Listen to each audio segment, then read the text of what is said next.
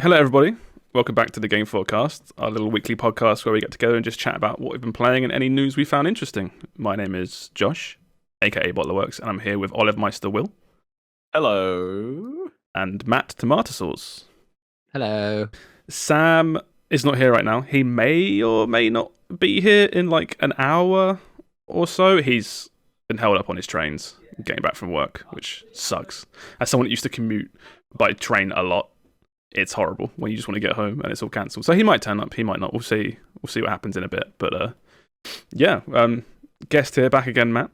Do you want to start off straight with you? What have you been playing at the minute? So I've been playing something kind of cool. I don't know. Have you told Will what I've played? I haven't. No, and I love that this is your game. Okay. Well, so Will, I've played a game this week that came out 8 years ago. I don't know if that's enough for you to give you a clue of what it might be. Yeah, only 3 games came out about 8 years ago. It's a game that I know you've played as well. 2015 games. All right, Fallout 4, Rocket League, Metal Gear, or Bloodborne. It is one of those games. If I had to guess, then I'm gonna go with Bloodborne. It was Bloodborne. Yes, I played Bloodborne this week for the first time. This is why you're so good at those fucking guess the game things, where it's like higher, lower. It came out this year. That's what I was always doing, just googling the answers. Yeah, secret. I have it. Yeah, I have it on the other monitor. I have Erin in the other room, and I'm like, "Is it Bloodborne?" And then she just, and then Bloodborne. Yeah. Gives you a thumbs up.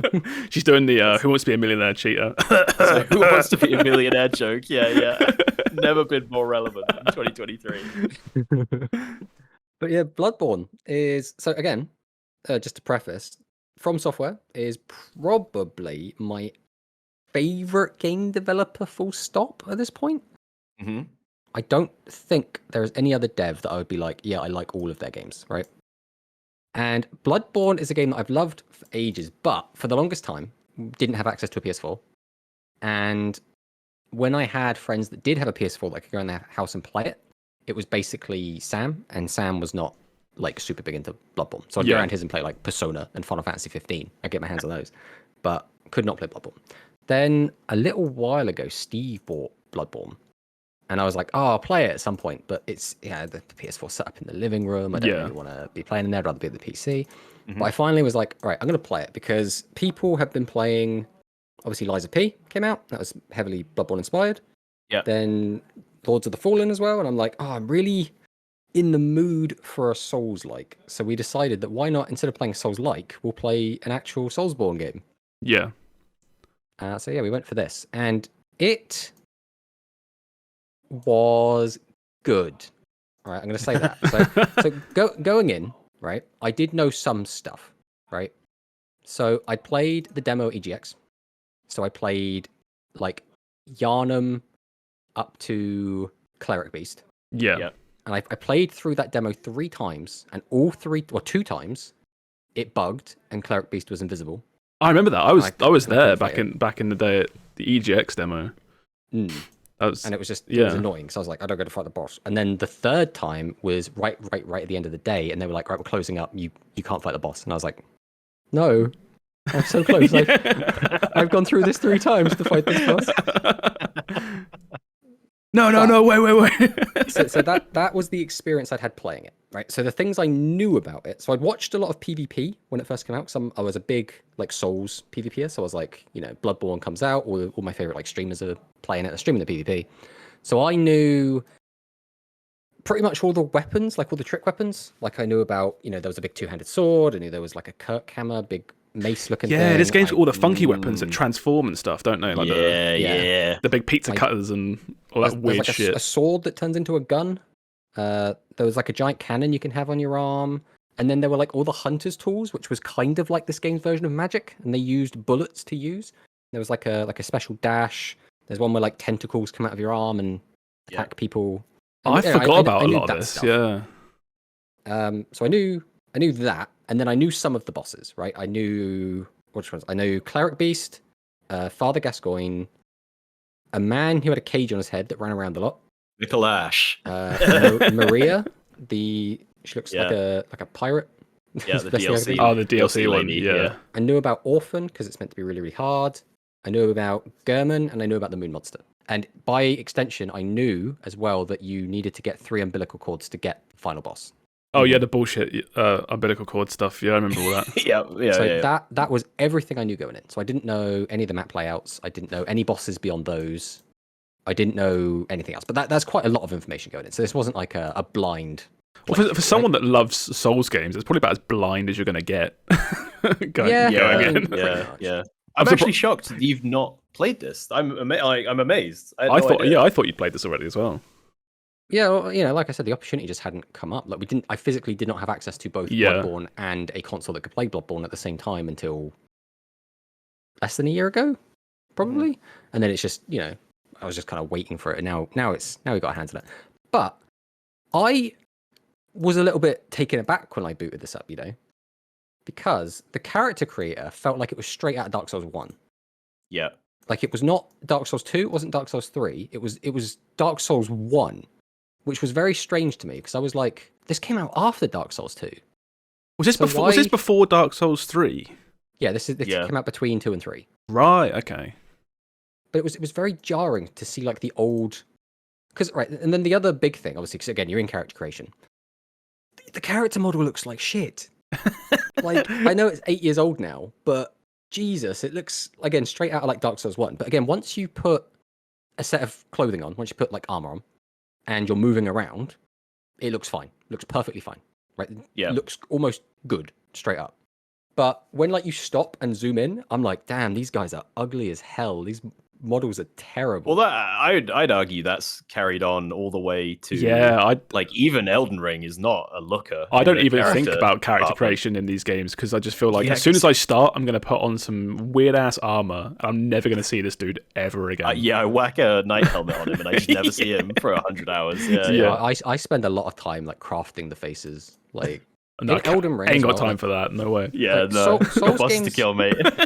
or From Software games, graphically, I feel like are always a step behind, like where everyone else is at. Like they're not like way further back, but they're like they like make up. They have a really strong sense of style, which makes up for like if you look at any one texture, you're just sort of like ooh. That's another thing. You go into like the cutscenes, and Jesus, the hair was so. I remember this one, Bloodborne specifically. They were obsessed with like flappy shit on everything. Yeah. Like that's my impression. Like everything has a million little strands of something flying off it. Like PS4 was all like flappy bits, and then going into current gen, it's all shitload of particles. Like fucking particles everywhere. Well, it's funny as well because when I look at like Square Enix games, or I guess specifically the Final Fantasy titles, they made their Lumina engine. And I guess to a certain extent, when they started using Unreal, their hair looks fantastic on their characters, right? It looks like if there's one thing people I think can't really argue, it's that Final Fantasy does the best video game hair, which is a really weird like trophy to have. But it's weird. It's like PS3 kind of era Final Fantasy hair. I remember being like really floofy. It was like it always felt like. It was just always so like puffy, like cotton candy or something. Yeah. Well, there was also that era. I don't think it was No, it might have been the PS3 360 era where hair was like it wasn't so much hair as like a bunch of snakes trying to escape from the person's head. And I feel like that we all went through that phase. Like it was the weird transitional period between hair just being like a polygonal mesh with a texture on it to individual strands of hair. It was like we can make it move, and it's like but should you like we can, but we can render about 50 hairs at once for the whole head. How are we going to do this? Everything being flappy, I think, was a good thing. Adding in all of that makes it feel a little bit more real, I guess. So that did make it feel good, and obviously that went forward. I think every game after, I think Blood Bowl. I think Dark Souls 2 onwards all had like the flappy physics and everything. Yeah. Anyway, so I went in, made my character. I think I picked like lone fighter or something because again, the starting classes in this game just feel so obtuse. They were just this is just guy, this is other guy, But I don't have different starting equipment either, right? There was all just different stat allocation. It was weird. Just from the get-go, it felt like it wanted to have all the RPG stuff in it, but it didn't want to be an RPG, which was a bit odd. It almost felt like they felt obligated to keep all that stuff in, even though it doesn't really. It doesn't really matter. It's like that was like a halfway point to Sekiro, right? Where they were just like, we don't have to put RPG stuff in our action games. We don't. I felt that playing Lies of P, where as I was playing it, and then I go to level up, and there's like 6 or 7 different stats to put points into, and it's just like, it's like, do I have to? Can I not just like level up and get a little bit stronger in all regards and just play the game? Especially where you will have the choice in these games is always like strength, dexterity, or magic, right? And it's like, well, I'm going to pick one of those, and I'm just going to dump stats into that stat. Yeah. So what I'm not even making a choice here, am I? Really? It's like I've got the strength weapon, so I'm just going to bump strength. And that kind of annoys me as well. Sorry to like derail it, but again, something like Lies of P, where it's like there are always cool weapons and different weapons. And I think there's 3 different stats for 3 different types of weapons in that game. And I get like a cool new weapon, and it's like, well, it's not as strong, and you can't really use it because you're not built for it. And it's like, well, why? Like, just let me change. Like, it's just it's like a single player game. I don't know. It's a weird like balancing act, right? But for Bloodborne specifically, the reason. So if you want to build diversity, right? You have all the different trick weapons. So like, if I want to do another run of Bloodborne, I can just pick a different weapon and go with that, and I feel like I'll have a different build. Right? Yeah. Like instead of doing, because I did the saw cleaver the entire way through. Yeah. But if I wanted to, I could do like the tentacle build, or I could do the tonitis, whatever the thing was called, electric orb on a stick. That when your ears ring. No, that's tinnitus. Okay, sorry. But the stats felt a little bit superfluous to me in this game specifically. Again, I think I still really like them in Dark Souls. I liked them in Elden Ring. It felt like why they didn't feel like they were necessary here. Well, this game is it's combat's very different, isn't it? It's very like aggressive compared to. You don't get shields in this game, if I remember, compared to like Dark Souls games. It's a meme item. Like it's not a real shield. Right. Okay. Yeah. You can block like one hit and instantly get staggered. But Dark Souls is about timing things, right? It's about parrying. It's about having your shield up, like take the hit, dodge the attack, and then because you have a shield, it almost pushes you in a direction of play passively, keep your health up, get out of there, heal up, go back in when you're ready. Yeah. Bloodborne is like, well, you're going to heal when you hit the enemy. So you get hit. My first instinct is to hit him back as hard as I can. I keep hitting him again and again and again to heal all the damage I just took, which again leads to just feeling more aggressive, as well as the fact that you don't have a roll when you're locked on. You have like a little dash, which is really, really good for like just I forgot dash that. and attack. Feels really nice. But yeah, we picked our character, got in, and then there was like a dog inside of a clinic area. Yeah. And it was very, very easy to kill, is what I took my takeaway from it. It staggered on every single hit. So I walked up to it, I slapped it for like 2 damage or whatever it was, just again and again and again and again. And then my stamina got low and I took a few steps back, and then he lunged forward and I dodged it, and then I slapped him again, and I repeated that until he was dead. And I was like, okay, not the most riveting first encounter, but that's kind of whatever. So then, what was it? I went for a bit of a walk, found a lever, pulled it. Then there's a guy with a torch and like an axe, and he kept trying to mess with me. So I slapped him a few times when he has way too much health for me to actually kill. Gave him the run around, climbed the ladder, used a lantern, and then went to the dream. And that's I think like when the game like starts, right? So it was like, which of your starting Pokemon do you want? It was like, here's your Charmander, Bulbasaur, Squirtle. So I took the Saw Cleaver. I could have taken the Hunter's Axe or the Sword Cane. Yeah. Oh, the Sword Cane. I remember that. I was like, I want the Saw Cleaver. The Saw Cleaver is the coolest. It's like from the box, right? Like Bloodborne Man has the Saw Cleaver. So I kind of want to try that one out, because the other ones, like the Sword Cane, I think would have been my second choice. The Axe, I think, looked like the most boring, because it's just an axe, and when you swap it around, it's a bigger axe. And I was like, yeah, that's neat. It's just not what I'm really looking for. But yeah, the dream was neat and all right. So then wandered around for a bit, accidentally rolled through some boxes and fell like just into like a point of no return. And I was like, I'm in a sewer now, and I had no idea what the hell was going on or where to go. Wait, And I just did you stumbled- bug out, or did you? Was that No, part of the? it was just part of the level design. There was like a point of no return where you just like drop down, but it was behind like destructible boxes, so I didn't realize it was there. Oh, I think I vaguely remember this actually, like down an alleyway in the like town kind of between area. between two buildings, just down an alley, just rolled through it, fell straight down, and then immediately found the hunter set, which was again BloodBorne man's armor from the box. Yeah. And I was John like, Bloodborne. So I was sat there as you say, John Bloodborne, with me saw cleaver. I got my pistol. I've got my hunter set out. I was like, okay, we're gaming now. Yeah, time to complete the game. Yeah. So then walked off to and eventually found Cleric Beast because I knew where it was. Right, I'd already done a lot of this area before, and went in and beat it up pretty easily. So one thing I will say is he did like spam grab me. It almost felt like I was playing against like a Zangief player, right? He just kept command grabbing me again and again and again. And I was like, could you just not? Please stop. After he'd finished that, I then just kind of killed him in one attempt. And I was a bit like, okay, this was like a good introductory boss. It had mechanics. This is fine, right? It wasn't anything crazy. Obviously, I've already played all the other Dark Souls games, so I wasn't expecting it to be like, oh, crazy, crazy hard. But it was kind of a little bit weird because then after I beat it, there was nowhere to go, right? Like I was like, oh, this door behind him's going to open up. Nope.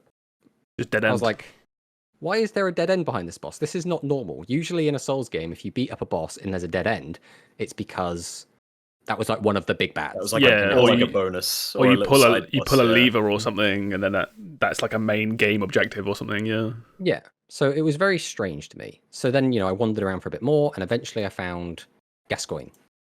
Oh, he's a cool boss. Father, yeah, he was, I think, my favorite boss in the entire game. Yeah. He was aggressive. It felt really cool. I felt like that's what I wanted Bloodborne to be. It was very much back and forth, trading blows. He was being hyper aggressive, so I was trying to be hyper aggressive in response. We were both trying to like shoot each other to get like the parries off, and it just felt really, really like high octane. I think it's a lot of people's favorite boss. That one. I wanted every boss to be like that. Like not actually every boss, because you got a little bit of diversity, but I wanted that to be like the standard going forward. So, what was your least favorite that you remember? Oh, so all right, jumping ahead quite a lot here, right? We got a lot of bosses in this feel very gimmicky. Like, I feel like the ratio of gimmick to non-gimmick boss was too high in this game. I don't remember, if I'm going to be purely honest. It's just been so long. I played it on launch. There was the Witch of Hemwick. Yeah, the only big ones. The witches, the three snake dudes. Yeah, the Shadows of Yharnam. Lawrence at the end is a bit gimmicky. Which one was Lawrence? In the DLC. Is this the game where one of the bosses is a guy that you just chase through a corridor? Yeah. Mikolash. Yeah. There was also Rom, the spider guy. Oh yeah. He also felt kind of gimmicky. It was just kind of teleporting around, AoE spamming, and summoning shitloads of spiders.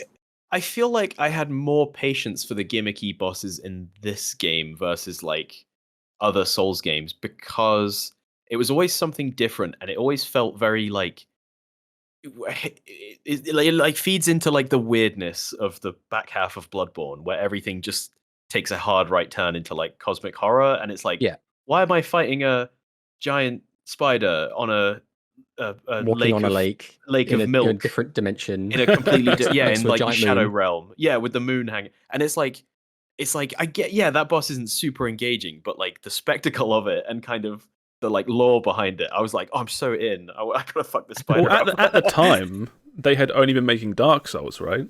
Like, I know at this point we've got like Elden Ring and Sekiro and blah blah blah blah, but like at the time it was like, oh shit, it's not a Dark Souls. After Dark Souls 1 and Dark Souls 2, here's this weird, obviously a Souls game, but exclusive to PlayStation, just different game. Yeah. And I think that if they're ever going to get kind of weird with it, like you're saying, this was probably a good place to do it, right? As opposed to confusing everyone in Dark Souls mainline with a bunch of weird shit. I don't know, yeah. Well, If this you was get what I again, mean. like, Yeah. very still weird shit, like more weird shit than a lot of the other games. It worked in Yeah. its favor. It was really cool, right? But we killed Gascoigne on the second attempt, so we did die to him. Then explored for a bit, found the church, and then it's like a hub area where you can send people, right? And I Mhm. also found the the clinic back at the start, right? And I found a little girl, because this is another mechanic, right, where you can like talk to people at their doors or at their windows, and I Oh, think yeah. it's also repeated in Lies of P, because I think I did that in Lies of P, and a woman asked me to go find like her child or something. Yeah, it's very Lies- yeah, it's very yeah. Bloodborne. Yeah. So I told the little girl to go to the clinic, and then I went back to the clinic, and then the woman there was maniacally laughing and gave me like a potion or something, and I was like, I don't think that little girl's alive anymore. Yeah. So then I just, from that point on, I was like, everyone's going to the church. No one else is going to the clinic because that will probably stop quests. And I would like to try and do quests if I can. So again, wandered around, found Old Yarnum, and there was that guy on top of a building with like a Gatling gun. Yeah. I remember him. Yeah. And That was the That was first. That was pain the in the ass. first of many, because they've done one of these in like every area where it's like something way far away is harassing you, and you have to do like a regular Dark Souls level, except also something is shooting you from miles away and trying to kill you. He's It's just a sniper on a ledge. yeah, what was it? Like, it was like the archers in Dark Souls 3. There was like in the DLC, there was those angels that would shoot you and stuff like that. And I like that. they were doing I that in really Dark like Souls that. 1. Those bloody Dark Souls 1. Dark Souls 1, the Silver Knights with the giant, like, ridiculous, like, tree trunk arrows. Oh, I suppose, yeah. There was even a bit in Lies of P where I remember I was climbing up this building, there's going like- along some rafters, and there's these big, like, fat zombie ladies that sling slime at you. And it's like, okay, cool. Go along this thin beam and dodge these cogs that are spinning. Also, this lady's throwing shit at you. And if you block it, you get knocked off. So it's like, okay, you have to roll it. I'm like, But oh. also, there's the this is literal fun. cannons in the towers in that game That as too. well, yeah. And whenever I walk into it, I'm like, oh, they're doing a Bloodborne. It's doing a thing. Something's shooting at me. It's great.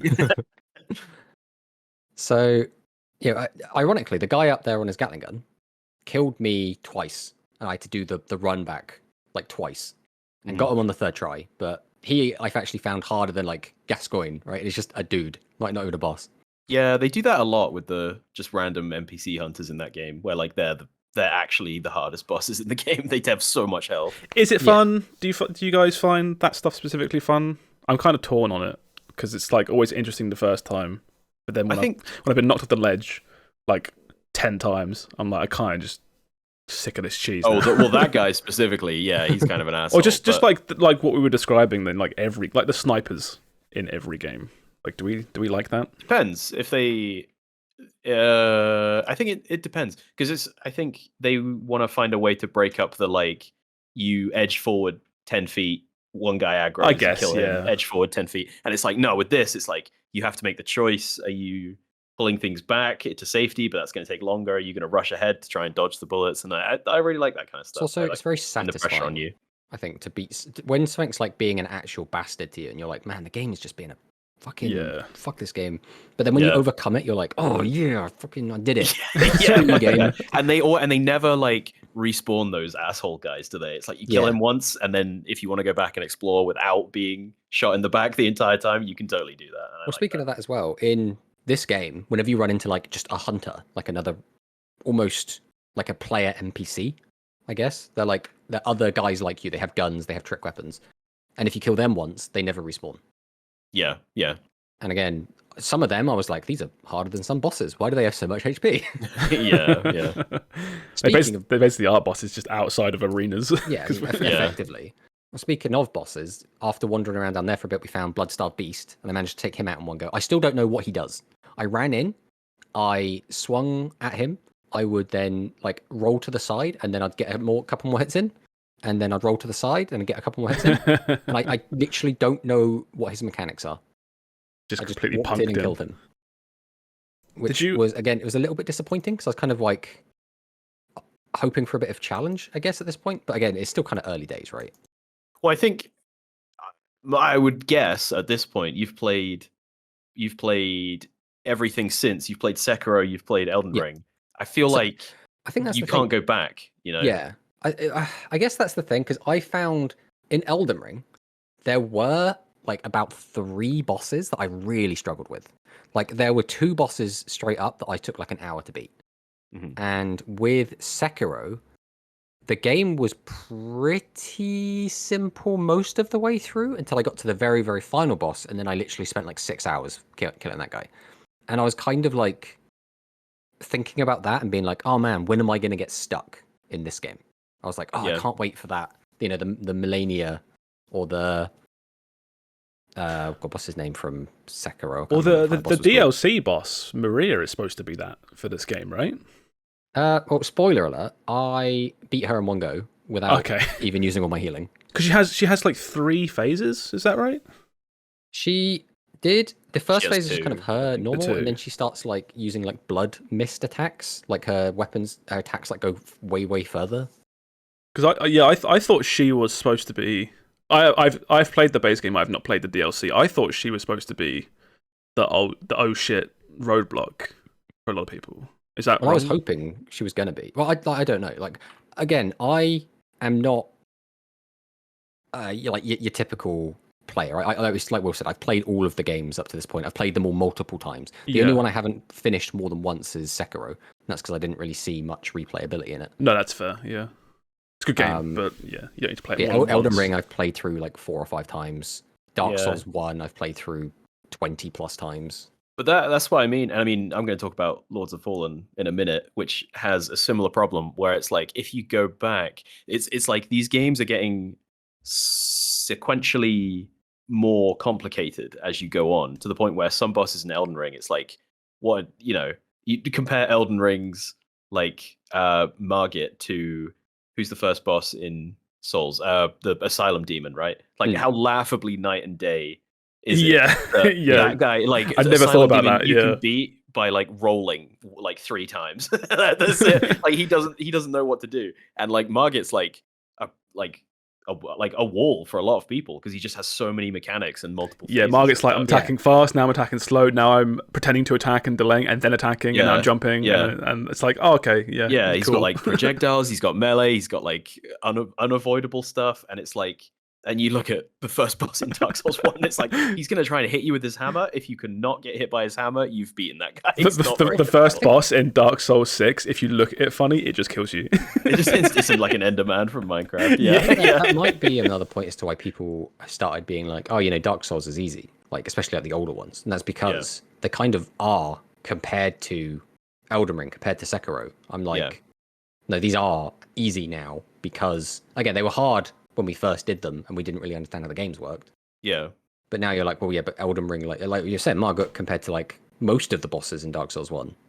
Yeah, that's a good point. Most of them. Yeah, like Margit could be an endgame boss in Dark Souls 1. Yeah. Well, as time passes, the average gamer just gets better, right? Just the baseline of what people are good at it just gets way better. It's like, you know, FPSs from ages ago on controller. Where people are like, what the fuck, using 2 analog sticks? That's ridiculous. Yeah. And now, now you see like videos of people doing the craziest shit on console in Call of Duty.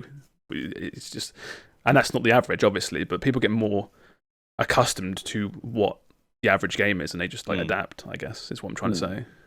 Well, I guess I'll speed run through a lot of the rest of what I did on this because we don't want to just go through like every little thing. Only got 2 hours, Matt. But, we found Vicar Amelia inside the big church, beat that in one go. Still don't know what her mechanics were. Felt very similar to the blood-starved beast, where it was just kind of a big thing. It was just kind of AoEing in front of it. I just didn't stand in front of it, hit it in the side, and it died. Then I ran into a guy who had like a sack on his back, and he was harder than any of the bosses I'd fought so far. He killed me in 2 hits. Hell yeah. And then kidnapped me and took me to a different place. Hell yeah. Oh, I love it. So I thought that was really, really cool. Like, that was just such a cool mechanic. Sackman. Then cleared out all of that, got to the end of it, and there was another boss called Dark Beast Parl. And again, I beat him in one go, but I actually did learn his mechanics. He had a lot of electricity stuff, and I had to like dodge he's stuff. He's one of those bosses where you just get there, you beat him, and it's like nothing really happens, and you're like, then there's a just giant double door behind him, swings open, and it's like, congratulations, you're in Lower Yarnum, that area you've already cleared. And I was like, amazing. What is this shortcut done for me? This isn't even a shortcut. There's no ever reason. No, it's world building. It's world building. Very strange. Then we got the password from the cutscene, went back to, because we'd already found a door where a guy was like, "What's the password?" So we did that, got into Snake Town, then fought the Witches of Hemwick, which again was a very, very easy gimmick boss. It was just kill them, they teleport around, they don't even attack I remember you, them, they summon little lads. Then Shadow of Yharnam, again, did that in one shot, just 3 dudes, and like one of them's ranged, and you just kind of stand behind a gravestone and just hack the other 2 to death, and they don't have much health, so they went down very easily. Then what was after that? Rom, right? The spider boss. Legit one of the hardest bosses in the game for me. I died to it 3 times. Isn't it like AoE, right? Because he's surrounded by tons of little spiders. Yeah, you have to make the choice of like ad clear or fight him, and he keeps teleporting away as well. Yeah, twice I went for ad clear. Not the strat, at least not for me. Then the 3rd time, I got near him and he did like an AoE blast, and then I got up and then he did it again, and then I got up and he did it again, and I got up and he did it again, and I was like, could you stop spamming? Like, it's like you're playing Street Fighter against like a Ryu player who's just doing nothing but Hadoukening, and you're just like, let me just get across the stage, please. Anyway, I eventually got that down. Like I said, that so far is the hardest boss for me. Then ended up in like a school. Mm-hmm. Then there were like 2 different doors, both led to like different areas. One took me to a nightmare area, and I had to fight Amygdala, which had so much HP. Again, managed to beat it in one go, but my attacks were doing next to nothing to this thing. It just was like a bit of a slog to kill it. I don't know if there was like a gimmick I was supposed to do, or like, because it felt like it had too much HP. Like it felt like I'm missing something. You know, like when you're fighting, I don't know, like maybe the Iron Giant, and you're supposed to like knock it over. That's kind of the gimmick. Oh yeah. Oh, I was like, I is forgot about there that, something I'm missing here that I'm supposed to be doing? I did it the long, grueling way. If there was a faster way to do it, I don't know. I'm gonna ask you just to start, like, start putting a bow on it. Compared to every single Souls game that exists, where does this rate in your personal rankings? Like, where do you, now that you've finished this and you've played all the other ones to death, where does it sit for you? It's a very difficult one because aesthetically, I think it's one of the best. Yeah. I think it's got a lot of style that a lot of the other games don't. Replayability, I'm not sure if there's as much there, and replayability is always a big thing for me in Souls games because I love replaying them a ton, and as you probably gathered from the way I've been speaking about them. And I like the idea that I can go through and play completely different builds, which is why I really like the RPG versions, because I can play those different magic builds, I can try all the different weapons out. Yeah. Again, for me, the biggest disappointment was just the difficulty. But again, I don't know if that's the game's fault or just the fact that I hadn't played it for 8 years. I think like, you're probably just too good at these games. Like, you just cracked the genre. Yeah, I mean, it's like we'll talk about it in a bit, but it's like when I played Mario Wonder. It's like, I think the difficulty's really good in that game, but I just completely soared through it because I've just cracked that genre, right? It's just like playing platformers for 30 years at this point. Literally. I remember watching you play Super Mario Maker, and I was like, damn, Josh is so much better at this than I am. Like, night and day difference. Yeah, there's an alternate path for me in life where I became like a Mario speedrunner. It's not even, it was so close to that at one point. It's still there, Josh. No, don't, because I'll do it. The off-roads to the Mario speedrunner career. So just to tie this up then, I then got to the point, I beat Margot's wet nurse on, again, the first attempt. He went into the Shadow Realm, and I was like, this is really sick. Is the rest of this fight, I've got like dodge clones and stuff? No, that only lasted for like 20 seconds, and it went back to normal. It was really easy. Yeah. Then I was like, the place is on fire, and I'm like, I've seen this before. This means I'm at the end of the game. And I was like, I've got a summons to a castle, Canehurst, but I didn't know how to do it. So I actually ended up Googling, like, how the fuck do I get there? Because I read the item description. It was like, go to this area. And it's in this area is how you go there. So I ran around the area for like 20 minutes, couldn't find fuck all. Ended up Googling it. There's like a spot you just have to go stand in. And then it will like, teleport you. Yeah, by the cart, right? Yeah. So like, did that, went there, did all that. Again, it was decent. I liked the level design there. Then, again, couldn't find the DLC, so I had to look that up. It was like, go stand in a spot, and then a random arm will like teleport you there. Hell yeah. The DLC was actually really disappointing for me. I think this is something true across all Souls games, right? The level design at the start of the game is 10 out of 10. Fantastic. Like in Dark Souls 1, the lower Undead Berg, pretty much everything up until Anor Londo, A+, S plus like level design, right? And then after that, it drops a bit. And the same I felt in this, where the very, very beginning of the game, fantastic level design, lots of vertical, lots of like one-way drops, lots of things to discover and get lost in and explore. And then the further I got through the game, the weaker the level design got. And then when I finally got to the DLC, the level design felt really lackluster. Oh, that's a shame because I haven't played that. In what way? Just like too linear? Because I remember liking it a lot. Like going through the fishing village and the. I thought the fishing village was not very. I thought the fishing village was the worst part for me. I felt like the whole bit, there wasn't very many turns, and whenever there was like a separate path, you'd walk down it a little bit and then get to the end of it very quickly. So it felt like it was very linear with like little offshoots that didn't go anywhere. Whereas when I think back to I guess it's like DLC always has that kind of problem, right? Where it's like lower in scope, they can't do, especially when they're trying to slot it into an existing Dark Souls world. Well, an arm literally grabs you and lifts you into the DLC, right? It's like we don't know how to fit it in. Just get lifted. It's like I love the Dark Souls 1 DLC, but that's the same thing where it's like an offshoot. Dark Souls 2's DLC though was fantastic. With but some Dark of the Souls 2 DLC is like the best Souls content, and we have to pretend like Dark it's Souls not good. 3 DLC was also fantastic. I like that. Yeah, I like Dark Souls 3.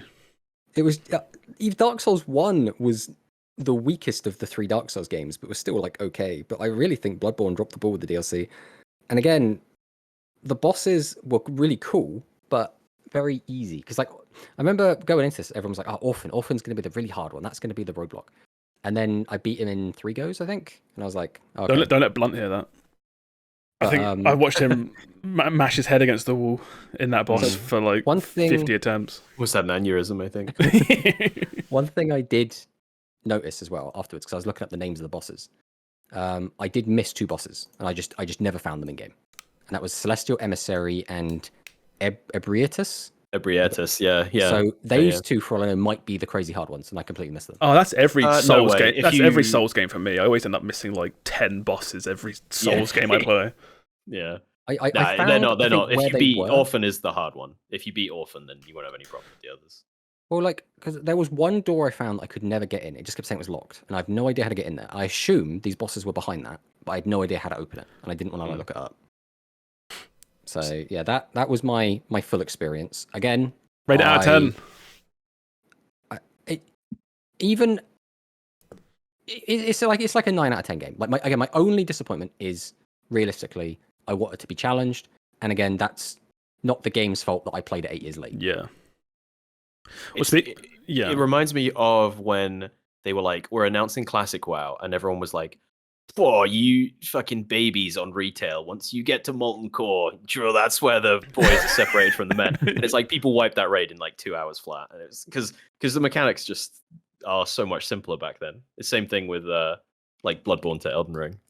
I guess the thing with Classic though is it's a really weird thing, right? Because I feel like the casual retail players were the ones really, really struggling in Classic, and the veteran retail players, like the people that were already clearing like heroic and mythic dungeons, they were walking through Classic like it was nothing, right? So it's like a really weird sliding scale where like the more casual retail player you are, the harder they found Classic, and then the more hardcore they were, well then Classic is literally a joke. Yeah, but because that's the same thing as like where if you want to get into Souls these days, it's like which one do you start with? And it's like, well, the obvious answer is Elden Ring, but that game is also going to be really tricky to just straight up pick up because some of those go backwards. But then how do you? And also, how do you? Also, I don't think Dark Souls 1 would hold up. No, you give a new player Elden Ring and you give them a link to like Vati Vidya's guides or something about how to get good weapons early on or something. Yeah, probably. Yeah. Well, then, so speaking of like really good quality Souls games, you will have also been playing a really good quality Souls game. That's good bait. That's really good bait. I've been playing Lords of the Fallen, and it's funny because all the stuff you were saying about like expecting to be challenged and stuff, and like going back and finding these bosses are just not as mechanically like demanding as something as like Elden Ring, as like the newest, or Sekiro or whatever. This has the exact same problem where the hard parts of this game are hard for like all the wrong reasons. So yeah, I've seen you play this. It's insane, this game. yeah. So I guess this is Lords of the Fallen, not to be confused with Lords of the Fallen. Yeah, been waiting 2 weeks. I knew you were. So Lords of the Fallen, it's like it's been in development hell for about 8 years or something since the first Lords of the Fallen. Oh, I didn't know that. It's gone through. I think I read like 3 different studios have had a hand in this in some form. It's been rebooted like twice from the ground up, and it's a pretty typical Souls game, but it just feels like all of the pieces of a Souls game, but like fit together in all the wrong ways. Like they have they have like for example, it's pretty typical, like you'll walk up, you'll lock onto an enemy, and now your camera's like locked onto that guy, so it's like a 1v1 duel. The camera's always focused on him, so if you dodge past him, the camera auto swivels to track him and stuff like that. But this game, like, I've never played a Souls-like where the camera feels so antagonistic to what I want to do in the game. It almost feels like it's an enemy all in itself. It's crazy because I feel like a bad camera it stands out so much more these days, because it feels like a problem that's been fixed, largely been solved. Yeah, well, because I know there's always people always say like, oh, but Souls has like a bad camera, and I feel like the Souls games have a bad camera in like certain areas or circumstances where there's like, oh, there's a boss who for whatever reason he'll do one move that unlocks your camera, and it's like, boy, that's really frustrating when you're like trying to focus on dodging this move and he suddenly unlocks the camera and you're just like, whoa, where am I? Like, whoa, what am I doing? Yeah. He's coming at me, I don't know where from. But this is like it refuses to lock onto things right in front of you. There was 100% like what's the word? Recreatable instance where there was an enemy stood literally in my face and the camera just would not lock. It was instead trying to lock onto something much further away, and it's like I could not get it to lock onto. That's so weird. Yeah. Similarly, I'll be trying to lock onto something far away to like range attack it or an enemy, and it will be locking onto some random object right in front of me, and I can't get it to switch. And it's like, and then sometimes you'll dodge, and for whatever reason, the camera will decide, oh, the guy you dodged, he's not the guy you want to focus on anymore. It's this guy stood 20 feet away, not minding his own business. So you'll do a thing where like, and this game is obsessed with it's obsessed with platforming. I don't know why that's never a strong part of these games, but it fucking loves making you do platforming. Does it have a jump button? Or is it does, but it's the bad Dark Souls jump button versus the Elden Ring. The Chad Elden Ring jump versus Chad Elden Ring or Sekiro jumping again with Bloodborne, because again it had the old jumping, and I was like, there was a couple of times where it was like, yeah, you have to do some jumps here, and I was just like, I don't know how to do this now. Isn't old jumping like press L3 to sprint, but also then L3 to also jump? Dark Souls 3 sprinting. Old is you have to hold down the sprint button and then double tap the sprint button while you're sprinting. That sounds fucking gross. How did I forget that? That sounds horrible. Because you blocked it out. I blocked it out. The thing is, like, you never feel like you get height on the jump. It's more like your guy is leaping forward with no upwards momentum. So it kind of feels like a dodge roll, but with extra steps. Oh, okay. Like a tracer blink. Yeah, it is because like it will go a set distance, right? And there'll be some platforms where it's like I would have it where I would leap at the last second to get the most distance, but then the animation would carry me past the ledge, and my guy would just roll off the other side of the ledge. And I'm like, no one could have tested this and gone like, yeah, this works. This is how we wanted this to work. Like, oh, okay. I basically have. I guess I should get out the way the things I like about it, which is, for better or for worse, it does have a very cool, completely interconnected world, a la Dark Souls 1, where cool. you never get teleported or anything, and you're always finding little like, oh, I'm back here kind of moments. Like, that's neat. Like, you'll go through a whole couple levels, and then emerge back into like the tutorial or something and just be like, wait, that's cool, I like that. That's really cool. That's yeah. fun. And I really like, I think it's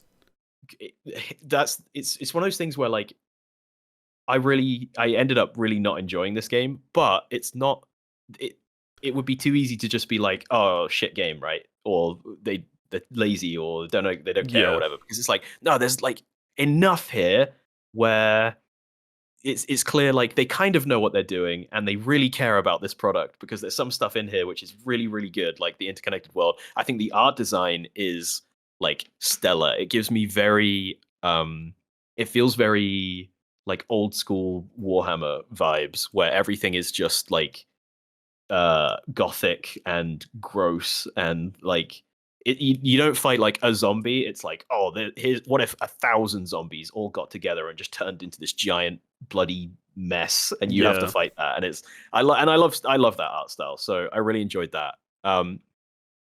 That's kind of it. that's those are the things that I really enjoyed. Yeah, I guess while it has a big interconnected world, it's very bad at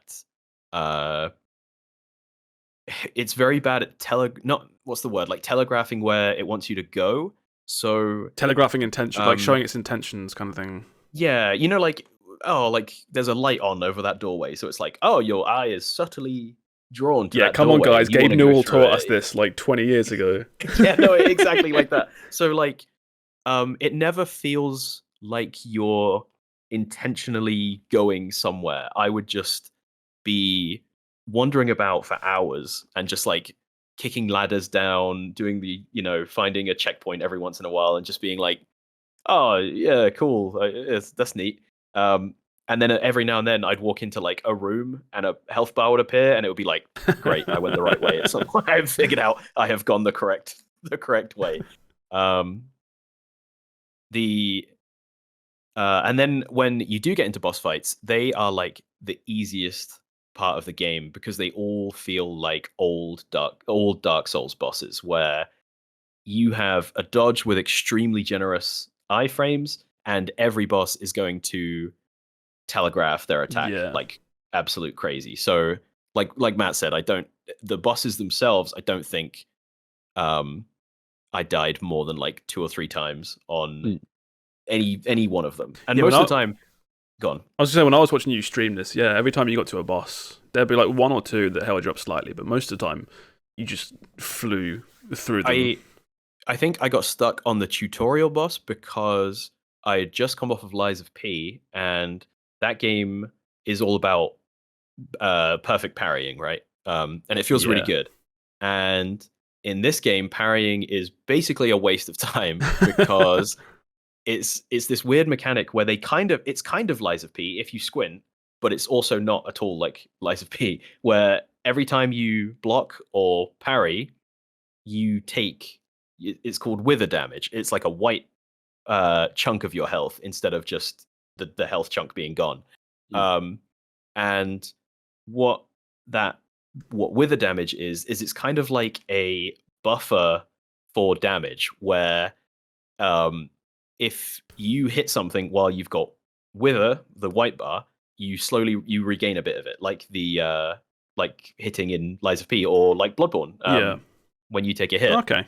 And but if you get hit for the amount of damage that attack would do, plus it gets rid of all the wither health that you've currently built up. So what I was finding in mostly all the fights I was in, if I was trying to focus on parrying, was the enemies would attack. It would build up the wither to like my entire health bar. And then if at any point I fucked up and missed one, it would just insta-kill me. So I was basically playing the game on one-hit challenge mode. Yeah. And I didn't really realize it. And then midway through the game, I think it was like the first major boss, he starts doing this move. He starts hitting you with his shield, and it was just like, you cannot parry that. And I was like, oh, okay, I'll just start dodging. And once you start dodging, the game is just a complete joke. You realize how strong it is, yeah. I was like, oh my god, I've been playing this game on ultra hard mode the entire way through, and I didn't even realize. It's so ridiculous. It's a shame, really, because like I kind of really wanted Lords of the Fallen to be good, because it's more what I've been looking for more than Lies of P, right? Because again, I always really like the fantasy aesthetic. I've always really liked grimdark, and I love like classes and lots of different build diversity. Whereas I feel like this game has all of that, whereas Lies of P doesn't. But it's like Lies of P is actually the really good one, and Lords of the Fallen. It's funny because if you'd asked me to put money on before either of these came out, I 100% I would have put it on Lords of the Fallen to be the better choice, the safer choice. This game had really strong trailers leading up to its release. The CG trailers they had for this, I recommend anyone go back and just watch them because they're fucking awesome. They're so really cool. All the monster designs and these like CG trailers, and I loved it. I thought it was great. I loved it, and then it's such a shame that the game is it's not even bad. It's just not good. It's just average. It's just a game. It doesn't.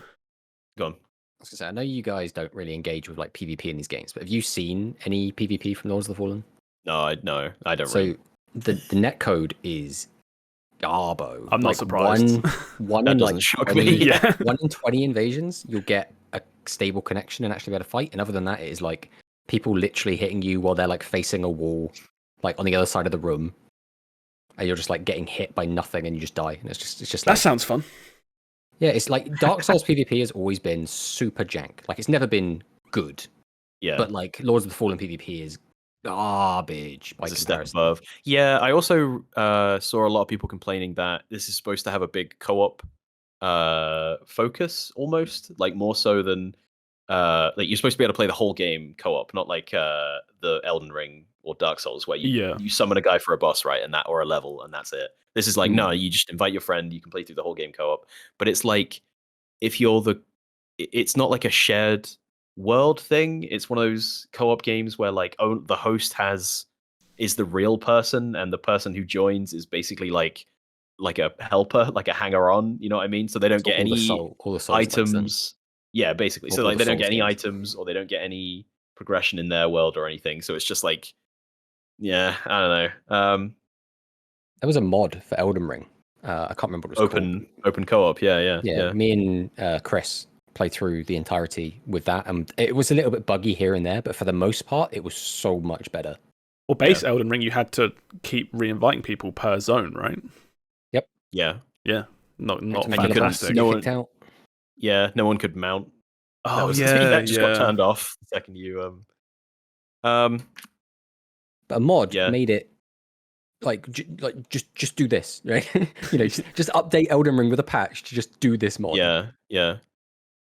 What else have I got? Oh, there's the shared world. No, shared world. There's the two worlds mechanic in this game, right? Where it's supposed to be you are existing in the real world, but it's like two realities next to each other, and there's like a fucked up. It's called the Umbral and the Axiom, and the Axiom is the regular messed up Dark Souls world, and the Umbral is like Cthulhu Shadow Realm world, and it's a really cool idea because it's kind of like some stuff. It's almost like what's the name of that game? Nope, that's gone. It's basically like while some things will exist in one world, they won't in the other, or vice versa. So the first thing you do is like you have this lamp which you shine and you can see into the other world. And there was a launch title on Xbox One, I think, like a horror game that did something similar where you could expose. Oh yes, I cannot for the life of me remember. The Medium. Yeah, the Medium. Yeah, it wasn't like a Dark Souls game, but that had a very similar mechanic of two worlds rendering at the same time, and you sort of phase between them. Exactly. Yeah, and it's kind of it's a cool idea because it's like you have the Umbral world exists almost like your second chance kind of thing. So if you ever die, your lamp will resurrect you, but you're in the Umbral, and then if you die in the Umbral, that's game basically. But it has these cool mechanics where like you'll shine your lamp, there'll be like a gate in the way, right? And you shine your lamp, and it's like, oh, in the Umbral, gate doesn't exist, so you just shine your lamp on it, you walk right through. And I was like, damn, that's such a cool mechanic. I bet there's going to be so many cool secrets in this game. But it's like, that's kind of all they ever do with it is you'll just walk up to something and be like, this rubble looks suspicious, and then like sure enough, shine your lamp. Oh, it is suspicious. Yeah. Totally. And that's the only way. And the other thing they always do is there'll be specific traversal things like a platform or a ladder or something where you can't shine your lamp. You have to teleport into the Umbral. So you're effectively giving up your second chance to explore this other world, right? Which on the face of it is a cool idea because the Umbral is very hostile. It has endlessly spawning enemies, basically, that kind of harass you. They're not super difficult, but I mean, we'll get to why it's a problem in a minute. But they keep spawning these like zombies that kind of harass you, and you're giving up your like extra life, right? So, but all they ever do is you'll teleport into this other world, you'll climb the ladder, or you'll step across this platform, and then it's like, right, that's puzzle, you've done it, that's puzzle over. And it just feels like a wasted opportunity almost, where I feel like if you had to, they're like, right, you can do this bit, but you have to stay in Umbral the whole time, or no. But they don't ever do that. You just climb up a ladder, and then almost immediately there's these like little totems you can go to and go back to the regular world. Also, just risk over. Thank God, it's just exactly. So it's like, what was the point in that? Yeah, it was like it just wastes my time because you got to do this lengthy animation of teleporting into the other world. Then you climb this ladder or do this platforming, and then it's like right straight back to the regular world. And it's like, what was a waste of time? It sounds like that idea needed a bit more time in the oven. I think there's definitely something there for sure. 100%, there is something there, and I was expecting like, I was expecting them to use it more like in boss fights and stuff, where it's like, oh, this guy you're gonna have to like hop between worlds to like, oh, this guy's gonna have different damage phases or whatever in different worlds and stuff like that. But it's like, no, there's none of that. You could do some really there's so many cool ideas you could do. Like imagine two enemies that aren't particularly strong as a boss fight, but like one is invisible in one world whilst visible in the other, and they're like swapping, so you got to dodge a visible enemy one and boss invisible half enemy. Of it. Straight up like half just of its like body is literally in the you're other fighting world. half the boss, and the other half is in the other world. That's such a clever idea. Yeah, exactly. See, so it's just like stuff. I feel like you think about, you have a meeting, and these are like paid people to design these things. Like I feel like you had one long meeting about this. You could come up with a dozen better ideas for that kind of mechanic. But the worst part of this game, and I think the thing they get the most wrong, which apparently they're already. This game gets like a patch every other day at the moment to fix their shit. The worst part of this game is the enemy density and variety is just off the fucking charts in this game. It's so ridiculous. It's like I feel like if you treat Dark Souls as like you'll walk into an area and it's like, here's a guy, right? And you fight the guy. And then it's like, what if guy, but when you fight him, a guy comes out behind you. Now you got to fight two guys, and it's like, oh, cool. And it's like, okay, what if guy, but also different guy, and you got to fight that guy. And it's like slowly teaches you, introduces and like layers these mechanics on top of each other. And it's like, oh, what if we had a ranged guy shooting you while you're fighting this guy? And it's like, right, how'd you deal with that? This one is like, you walk into the first area, and it's like, bam, you're fighting three guys while two guys are shooting at you with spells. There's like a big tanky guy who's just chasing you, and it's just, I don't think there's like a single fight in this game that isn't against like two or three things at once. And it just feels like it's from a completely different game at times. There was points where I was taking screenshots because I was like backing up and trying to like get the lay of the fight sort of thing. And there was like 9 things just shambling at me. And I was like, this is laughable. I don't understand. What do you expect me to do? When I was watching your little short sword. When I was watching your stream, I think I made this comment, which is I've had a ton of encounters in like Devil May Cry 5 and Bayonetta that have less enemies than this Souls-like game that you're playing, which is just it's just crazy.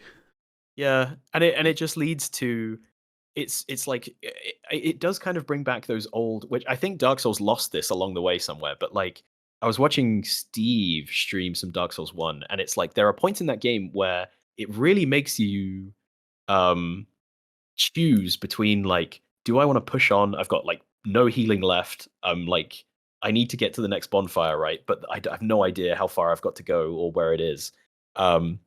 And you have to make the choice to like, do I risk pushing on and losing all the souls I've got, or do I go back, rest, and try to make this course again, but more efficiently this time, so I retain more healing and I can get further. Yeah. And I feel like that doesn't happen in modern Souls. There's like a checkpoint every, couple hundred yards or something. You never feel like you're like lost or scared almost. That Do you risk remember is when in- Dark Souls is at its best, in my opinion. Remember in Dark Souls 3, when I think there's a point towards the end of the game where you're at a bonfire and you look ahead and you can see a bonfire, and you look behind and you can Yes, see yeah. a bonfire. Yeah.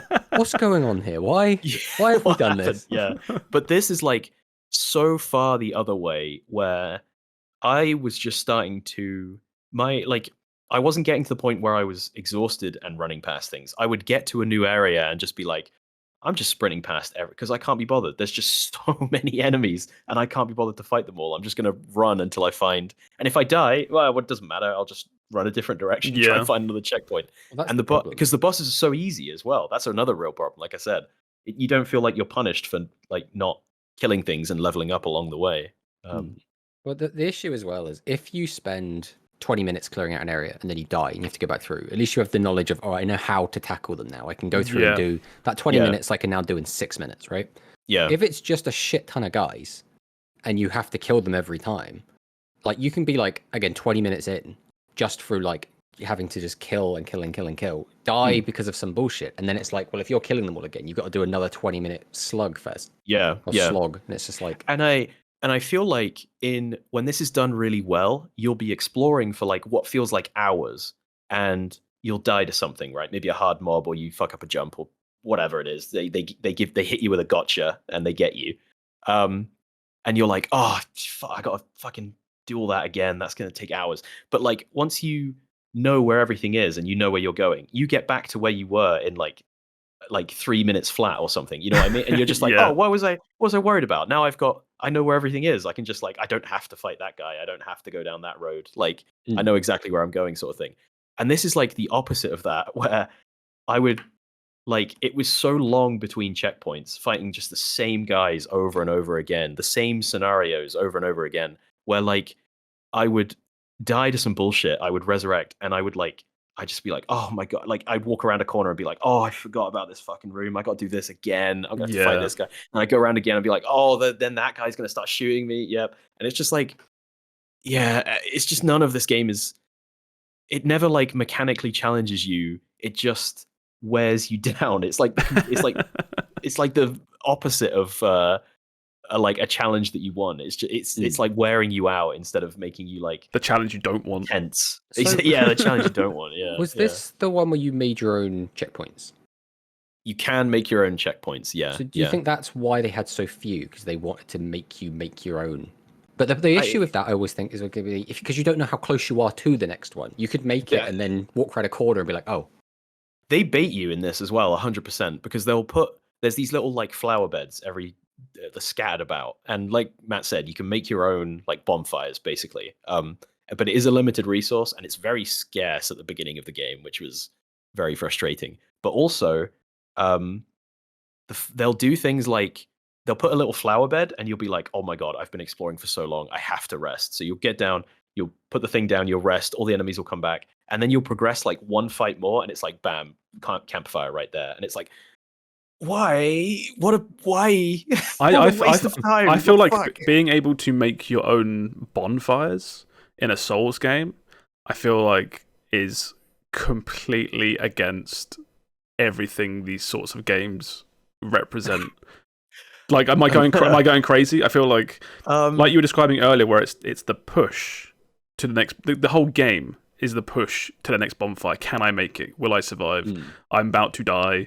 This is tough. This is really hard. Fuck, I hope there's a bonfire next. To me, that is what these games are.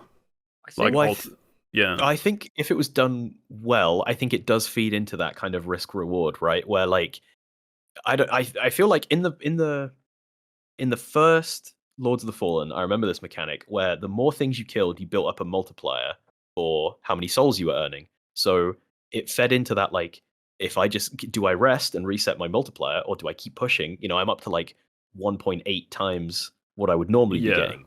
So it's I want to keep going because I don't have much healing, but everything I'm killing is it's worth so much more. And this is the opposite, where it just punishes you for not having this one consumable that you can use to make a bonfire. It doesn't. There's no reward there. And I feel like that it should be. If it was better tuned, I should be feeling excited by risking these souls and things, rather than just like, I really don't want to fucking do this level again, so I'm going to use a consumable here. Yeah. I don't know if you guys knew this as well, but in the original like demo build for Dark Souls, or like one of the alpha builds or something that people got their hands on, there was an animation and a mechanic where you could make your own bonfires. Yeah. So I wonder if they saw that, like there's like YouTube videos on it and stuff, and then they were like, "That's a cool idea. Let's just put that in our game. We're going to do that right." Yeah. I don't know, because I feel like in a better paced game, I feel like that could be a really cool mechanic, where like, because the big thing, this is one of the things that they've talked about is in New Game Plus, in this they remove all the permanent bonfires, so all you have is your one-time one-use campfire, one checkpoint through the whole game, right? So that removes like fast traveling. The only way to get about is to physically run to all these different places, right? I think they've gone back on this now. Like, it's one thing that's really frustrating talking about this game is they are adding and removing things like every other day because of patches. Oh, wow. I don't know what the state of the game is. I read somewhere that they were planning to remove this feature or add options for it later or something, but I feel like their idea of like it does make the game harder having to manage this resource and choosing whether or not to put down a bonfire. But again, it's like it's harder for the wrong reasons. Like, Whenever you finish a hard challenge, you should be feeling like satisfaction. But when you just feel like, thank God that's over, that's not the feeling you should be. You should be like, oh, I did it, yeah. Which is how I felt again after spending 6 hours fighting Genichiro, I think it was, from Sekiro. That was such a hell yes, I've overcome this really difficult challenge. Yeah. Rather than, oh God, thank God that's over, I'm never touching this again. Yeah, I remember that because we were in like a group chat to talk about Sekiro, weren't we? And I remember beating the last boss of Sekiro, standing up, doing like an actual fist pump, and then texting you guys about how I just beat the last boss. I remember that, yeah. Take me back. That's fun times. Yeah. What's the high wheel chase, right? Yeah. Well, to start like sort of pushing it along slightly, do you have any final things to say about Lords before we chuck it along? Here's what I think is emblematic of the entire experience: is there is a mimic in this game, which is the little glowies that Dark Souls has to signify an item. It's just a little like glowing ball. There are item mimics in this game that insta kill you if you try and pick up an item. And I thought, and the first time they do it, it's just like, okay, fuck me, I guess. Good, well played. And then I thought, oh, it's an enemy that's hiding in the umbral, so I'll scan it with my lamp. So I like ran up, did my lamp thing. Nope, he's not there. And it just insta-killed me again. And I was like, well, okay, I don't understand what the problem is. And it's like, oh, it glows slightly differently if you... I had to like Google like what's happening. And it's like, oh, it glows slightly differently. And it's like, that isn't an interesting thing. It just means that every item I run up to, I stand and look at for an extra second and be like, nope, we're clear, and then I pick it up. And it's a waste of time. Now watch the game glow as I throw the disc into a fire. Exactly. But I feel like that is like that's like emblematic of the entire game, right? Where it's just like, was that a fun challenge? No, it just wasted my time, and that I feel like that is sad. Lords of the Fallen. It's a glowing endorsement for Lords of the Fallen. 100%. Yeah. All right. Well, I think we've got Sam here now. Sup, Sam? Question mark. Hello. Hey, Sam. How's it going, man? Yeah, we're here. We joined during Dark Souls talk, and I didn't want to. When Matt and Will get going, you don't stand in the way. You know what I mean? Yeah, you can't say many things. I had like sticky notes in front of me where I was like, I have to write that down and mention it during the podcast. I don't want it to get away from me. It's like you joined during Dark Souls talk doesn't mean much. That could have been 5 minutes ago or like an hour and 15 minutes ago. It was 40 minutes ago. Yeah. That's where Sam's like, I played a Souls like this week. Right, we've got 2 more games to fit in between me and Sam, so I'll let Sam go first, and then I'll do my one. What have you been playing, Sam? For considering it's been 2 weeks, I was like, how have I only got one game to talk about? But it's the only thing I can think of, and the thing I'm absolutely loving at the moment is Deep Rock Galactic, which is a game everyone else has already played.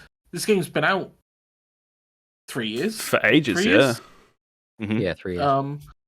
I remember people talking about this game. People recommended it to Will like a year ago.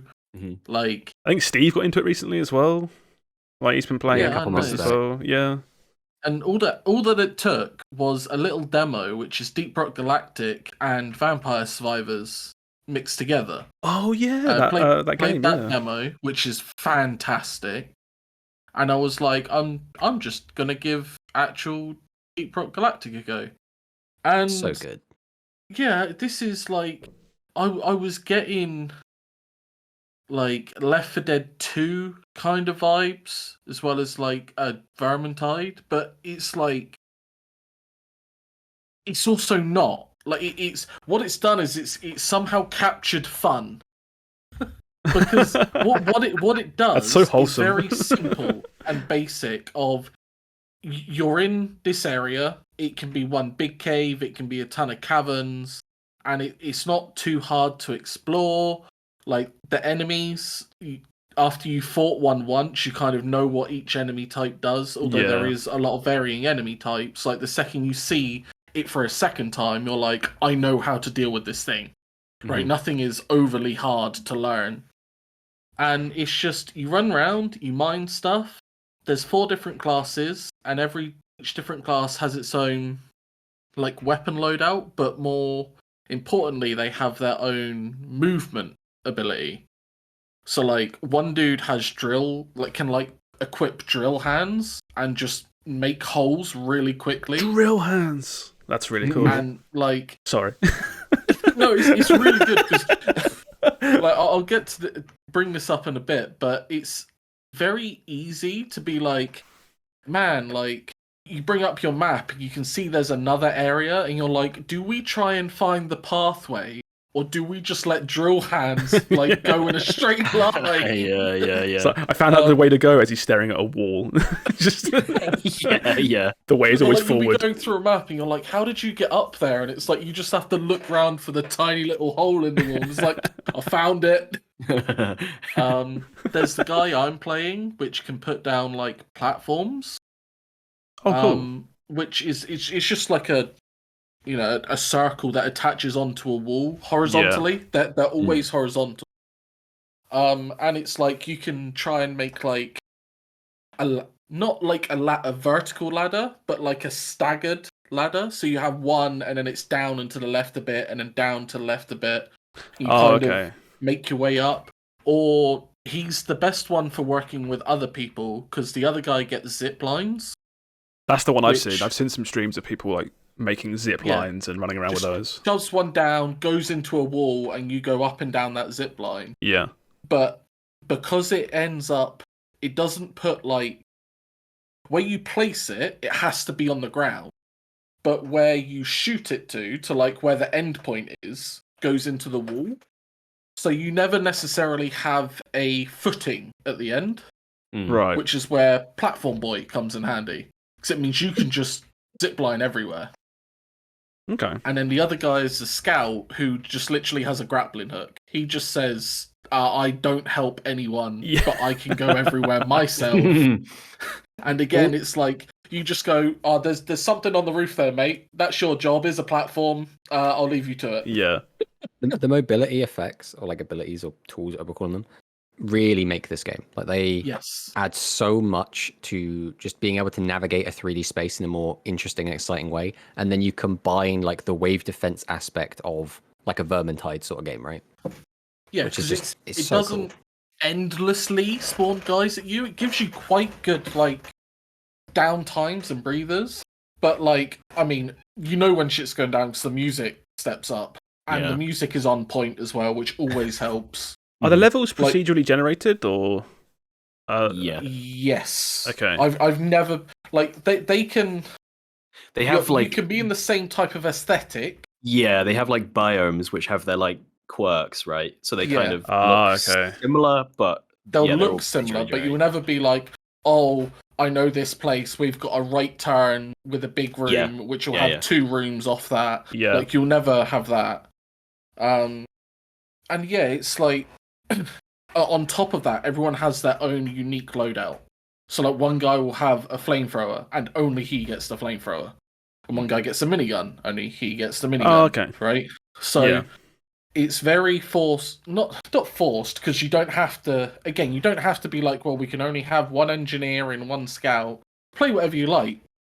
But because it's quite restricted of, well, if you want to play the flamethrower guy, you have to be that class. It gives it that uniqueness. Like there's a reason to have multiple of a class or one of each. You know what I mean? Yeah.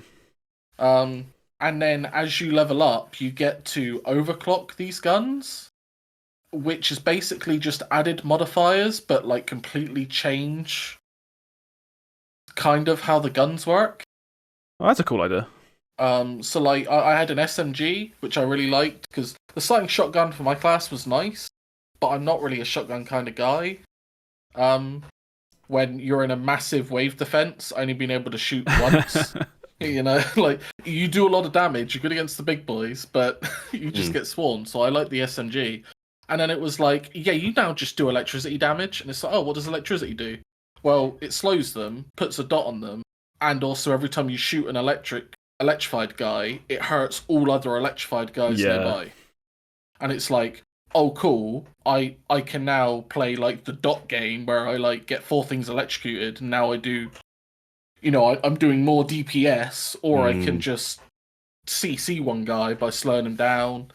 I love a good And dot. it's yeah, it's like, it's so, there's always something to work towards, and I haven't yet got bored. Like there's some mission types or some secondary missions where we're like, look, we're going to spend more time trying to find these bloody fossils on this wall than it does to do the actual objective, because we're either just terrible at finding them, or they're actually scarce, or I don't know what, but we always end up like only just finding enough. And like one time we spent like 20 minutes because we were like, no, we will do all the objectives. But again, it's that great thing of like a long game of Deep Rock Galactic is 20 minutes. Oh, that's good. I like You that. are- Like a short, you are short in, game. Yeah. You are out, and you've done something meaningful. Yeah. Like you never feel like, oh, we didn't do anything there. And then there's added, like you're able to see your objectives before you start your missions, but it might just be like, oh yeah, by the way, there's a roaming boss on this map. We didn't tell you about that. Oh, that's cool. So you'll just get in there, and there'll just be some guy, and you're like, you weren't part of the plan.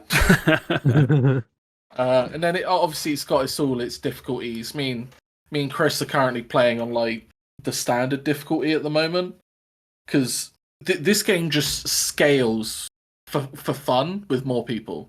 Yeah. Like solo, it's fine. I don't play this game solo. I've mostly played it as a 2. It's been a great time. The second we've had our friend Stewie join, it's so fun. Yeah. And I think if you can get a 4 and even have like one of each class, like again, not a necessity, but I feel like if you had access to everything, you'd just be able to like just go nuts and be really efficient. Yeah, just like surgically destroy this level you've been sent into. And it feels good. That's what I mean. They've captured this fun thing of like, if you literally just walk in, crank out a level in 7 minutes and get back, you don't feel like, oh, well, that was easy and a waste of time. You genuinely feel like we just fucking destroyed you feel like mission. a surgeon. Yeah, it's like Payday, isn't it? It's same kind of thing. Yes, you feel old super school efficient. Payday. Yeah. Well, you said it earlier, It's- but like Left 4 Dead had a very similar feeling where you can do a level sometimes and get absolutely rocked on the hardest difficulty, and other times you go in as a 4 and everything just works so well. Like as soon as someone gets like captured by a hunter or something, it's a game where a teammate rescues you immediately. You always have the right amount of health. It's just everything just works perfectly, and those moments shine. It's just fun. Yeah, And I can't pinpoint why that is, but they've captured something of like, yeah, here's what you need to do, but just kind of, yes, it is structural. You know, if your quest is kill 2 big guys, you can't kill 2 big guys differently than everyone else. yeah, But you still kind of do it your way. like again, I play the engineer, so I have a turret. I've upgraded it so that I have 2 turrets. I've changed my grenade to splinter off into 5 little drones that seek out and destroy people. That's cool. And my main gun is the smart rifle, where instead of shooting things, I just hold the scan button, and the game goes, "All right, we're going to shoot your bullets there." So, like, arguably, you could say I don't play the game, but man, it feels really fun to just watch everything die around you, and all I'm doing is just holding left click. That feels like a very Sam thing to just melt everything without even really playing. Yeah. So you're just describing Diablo gameplay at that point. We just walk around, press a few buttons, and everything dies around Especially you. Necromancer. Yeah. Have you explored the like hub area, Sam, like on the ship? A little bit. I mean, we haven't even got to. There's a thing called deep diving, and that's where I think the game really like kicks into overdrive with like abilities in changing the way you play and stuff like that.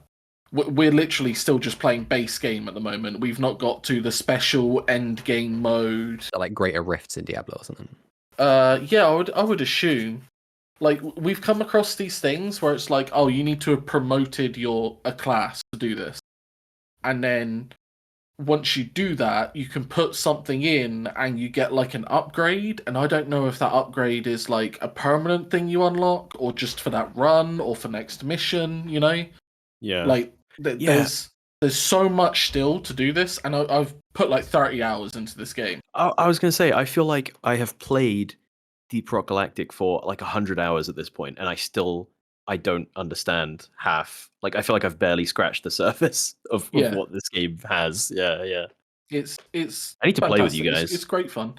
Yes, I saw the message and I was like, "Oh man, it's going to be great. We're going to have 4 people." And then it didn't happen. I was like, "Shit happens." Yeah. But yeah, I mean, it's what it is. But yeah, this game's fun. I'm loving this. Highly recommend. And again, it's been out for 3 years. It's not like this is a new game. But that's such a good spot for a live service game to be in if it's still doing well, right?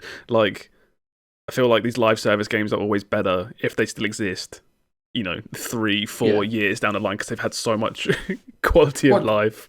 They're on their 4th season, which, in all things considered, 4 seasons in 3 years means that they're not Diablo, which is like a season a month. Yeah. So. Yeah, I don't know. They're doing something right. Well, and also not like Diablo at all is like all gameplay stuff. It feels like even most cosmetic stuff they just give to you. Like, I've unlocked so much cosmetic. There's so little avenue to give these guys money. You know what I mean? I think there was a story ages ago about how I think all their battle passes are always free. I think you can go back and choose. I might be wrong here, but you can go back and choose older ones maybe, and just do those if you want. I think Halo did something similar as well in the Master Chief Collection, where you could go back and just do whatever battle passes you want. I think. But yeah, it's crazy because I've been playing a bit of the new Diablo season, and it's like it's good, but it's like they're so stingy with the stuff that they give you, and then you open the store, and it's like, oh, you guys have been pumping that store though, haven't you? Well, I've not. It's like speaking of like Diablo and stingy, I've noticed everyone's probably seen this as well about how the Diablo skins like Lilith and I think Tyrael are now like crossed over into Overwatch, and they're in Call of Duty. I saw that, and every game they turn up in, they cost like 20 to 40 quid for the fucking skin. It's like, it's ridiculous. It's crazy. It's crazy. It's so crazy. But yeah, do you have anything else you want to say about that, Sam? Or? No, I mean, I could go more into the systems, but I think like this is like a mixture between a wave defense and like just it's not really an open world exploration, but it's definitely like an exploration game. You stop, look at the map, and like, where do I need to go? Yeah. It's another one of those ones where most people have probably heard of it. You may think you might not like it, but you probably will, especially if you play it with friends. Everyone should pick this up. I think it's on Game Pass. Yeah. It is, yeah. I think it has crossplay. Actually, I don't know that. No, we looked this up because originally I had it on Game Pass and Chris had it on Steam. and those two can't play together. Oh, that's really But sad. Game Pass can play with Xbox console. Mhm. Oh, That's okay. the cross-play it has. The Oh, I Microsoft see. Okay. ecosystem. Yeah.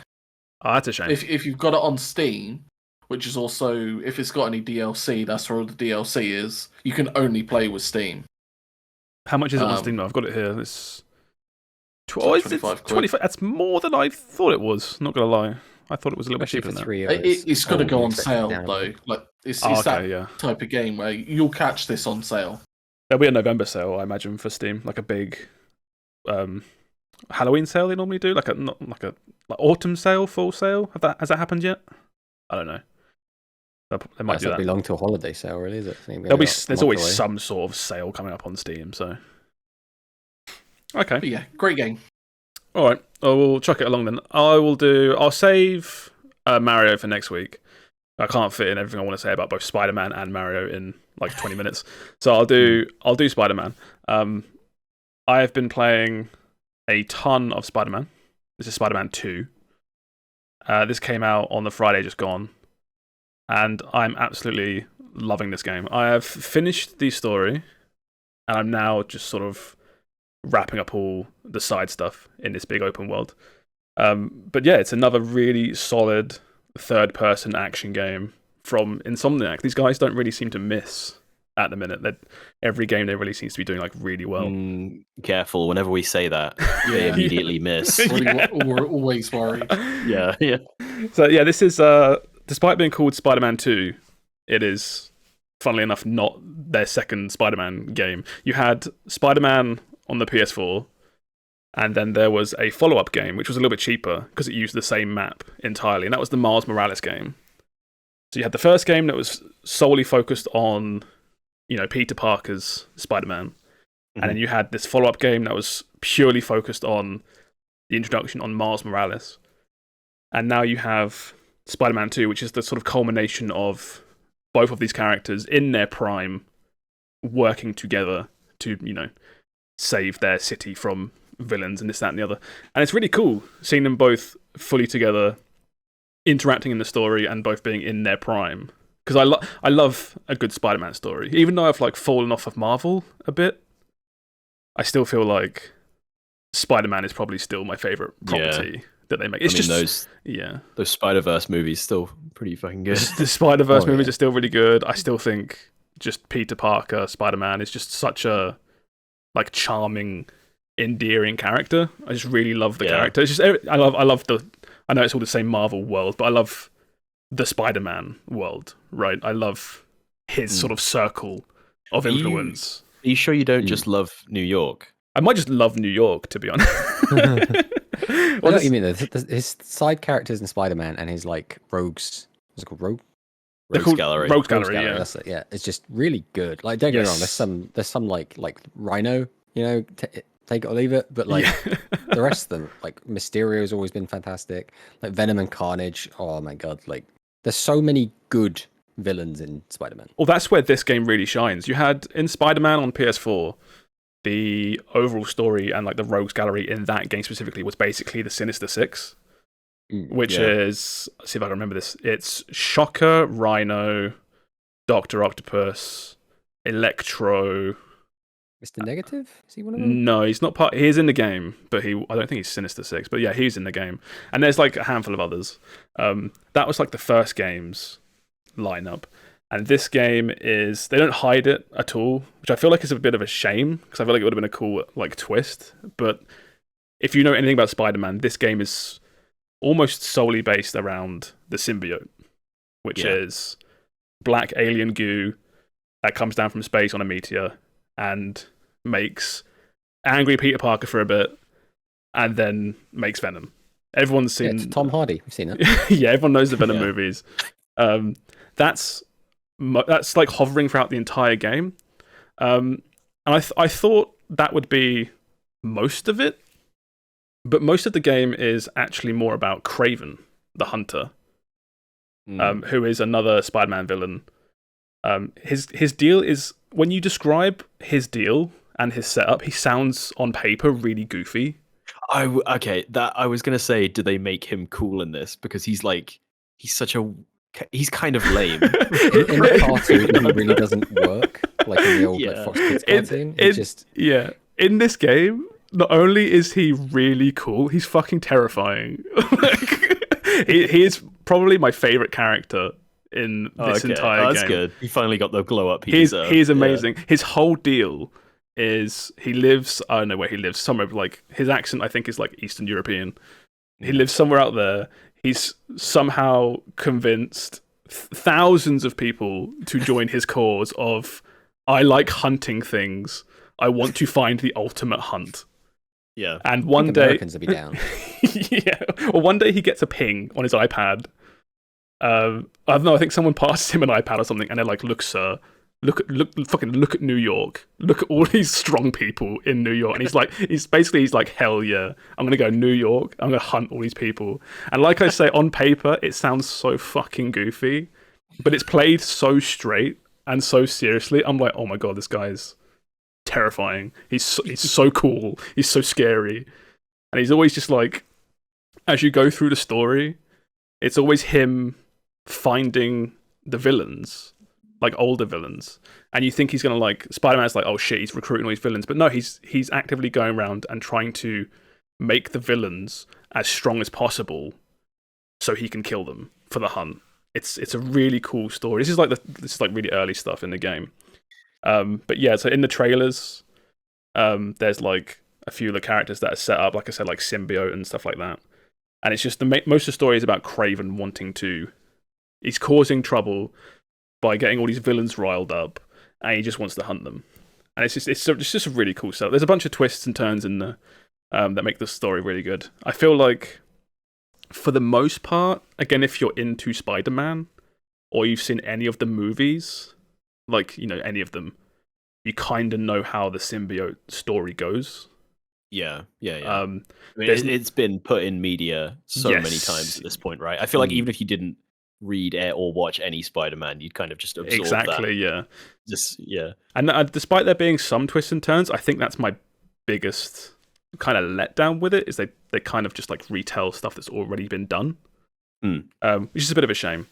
But nevertheless, I still really enjoyed it. Insomniac are absolutely insane when it comes to this kind of like Spider-Man aesthetic, like the way Spider-Man moves in cutscenes and in gameplay. It's amazing to watch. It's like they've perfectly nailed, I feel like, the way the character does all these like air acrobatics and jumps and dodges, and even in fights, like people are always getting thrown around and smashed against walls, but it's just like you know, that's just how Spider-Man goes, right? He's always getting thrown around. Cartoony, it's very cartoony, but it never feels cartoony, right? Yeah. But yeah, really, really enjoyed the story. I think, like I said, my biggest sort of letdown, disappointment, is they don't do maybe enough crazy stuff with it, but also there's not enough Miles and Peter like crossover in the game, which is really odd considering the box art is both of them hanging out. Like and all the presentations and stuff focused on exactly, like their dynamic, this gameplay reveal that's playing in the background now, if you're watching the visual, is one of the points in the game where it's a main mission where both of them are there and they're doing cool shit together.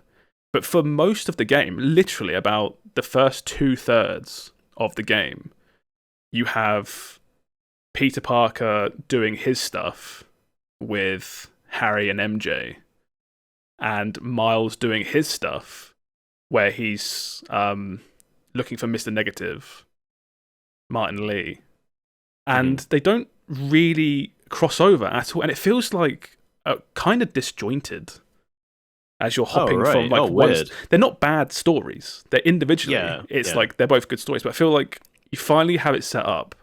Like I've invested like 50 hours into Spider-Man games at this point, setting up both Peter Parker and Miles Morales. Yeah. And then finally in the game where they can both coexist, they do coexist, but they're both doing their own thing. It's kind of weird. So that's a bit of a shame. But when they do, like the last sort of final act of the game, like the last third, where it does all start coming together, those bits really shine because they're hanging out. They're like, you know, they're doing stuff together, which is how it should be. But yeah, the actual gameplay itself, it's all set in New York City, but now you have hope I don't get this wrong. I think it's the Brooklyn area, or it's like Harlem and things like that. I think, which is like the more kind of like suburbs, I guess, where it's a lot more like housing, no big buildings. It's just trees and houses, and it's where Peter Parker's house is and things like that. That area is all cool. That's all massively expanded. Did they put Luke Cage in this game? No, it's no Luke Cage. That's too. I was going to say Daredevil's in this, I think, right? Also, Daredevil's not in it. Hell's Kitchen was in the original game, and it's still in this one. You can go around that little part of New York, which is where Daredevil's from. Because Daredevil, I think, in the comics and stuff, has a lot of crossover with Spider-Man. Yeah, he does. Because they're both, in the same city, but you don't get a lot of crossover there. There was a lot of Kingpin in the first game, but he's nowhere to be seen in this game. So not sure what happened there, if he's just been sidelined, which is a bit of a shame.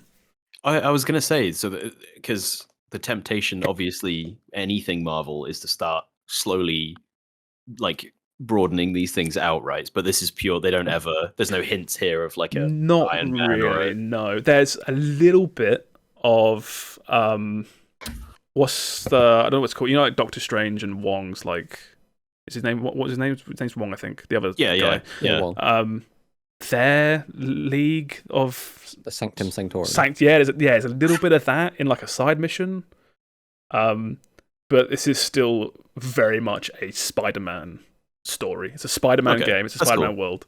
Because it's like it's the Marvel problem, right? There's like so much shit going on at the end of this game in New York. It's like, where is everyone else from the Avengers? Because the Avengers Tower, you can go there, can't you? And like, that's all there. Around on the logo and stuff. Yeah. It gets to like, by the time the game gets to the end, it's like, holy shit, this is now like Avengers level threats and shit. But even like halfway through the game, it's like, okay, fucking someone would have turned up by now.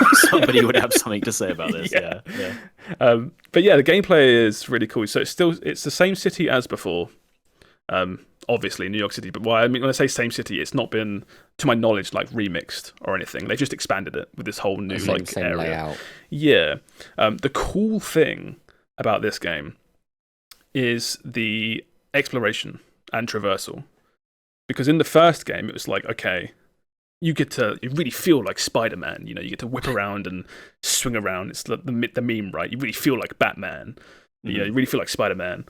But in this one, with it being purely a PS5 game, this feels like... Do you remember when the PS5 was coming out and they were always talking about the SSD?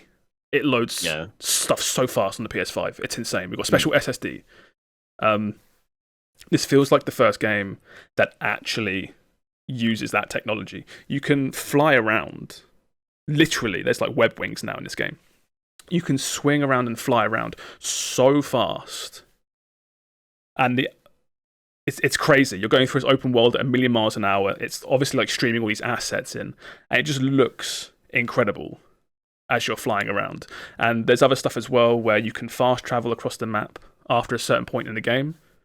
And if you choose where to fast travel to, it literally loads back into the map in like 3 seconds. There is no load screen. Yeah, That's I've crazy. heard it's almost instant. It is, dude, it is insane. Like I've never seen anything like this, where you're across the city, you open the minimap, you go to the other side of the city, and the map is like blue holograms, right? You go to the other part of the city, you hold triangle for 2 seconds, the map then zooms into the blue holograms, the blue hologram buildings turn into real buildings, and you're in gameplay. It is insane. It looks so cool. I've never seen anything like it. Is this like, I guess this is like the first proper next gen title then? Because we've had a lot of like cross gen stuff, right? It feels like it, almost. Yeah. This is now, in my opinion, this is now like the showcase PS5 game. Like, it looks so good. It uses technology, the PS5 technology really well. To go with all the SSD stuff as well, like, again, you fly around really quickly, you load really quickly.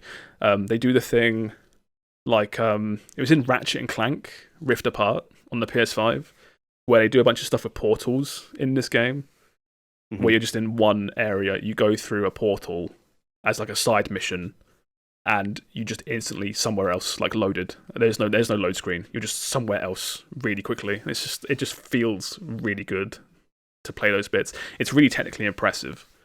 Which I absolutely, I love this stuff. So like, stuff really gets me like really gets me going. I'm like, oh god, this is so much cooler than just the graphical increase. Like this actual thing I can point at and be like, that is so cool.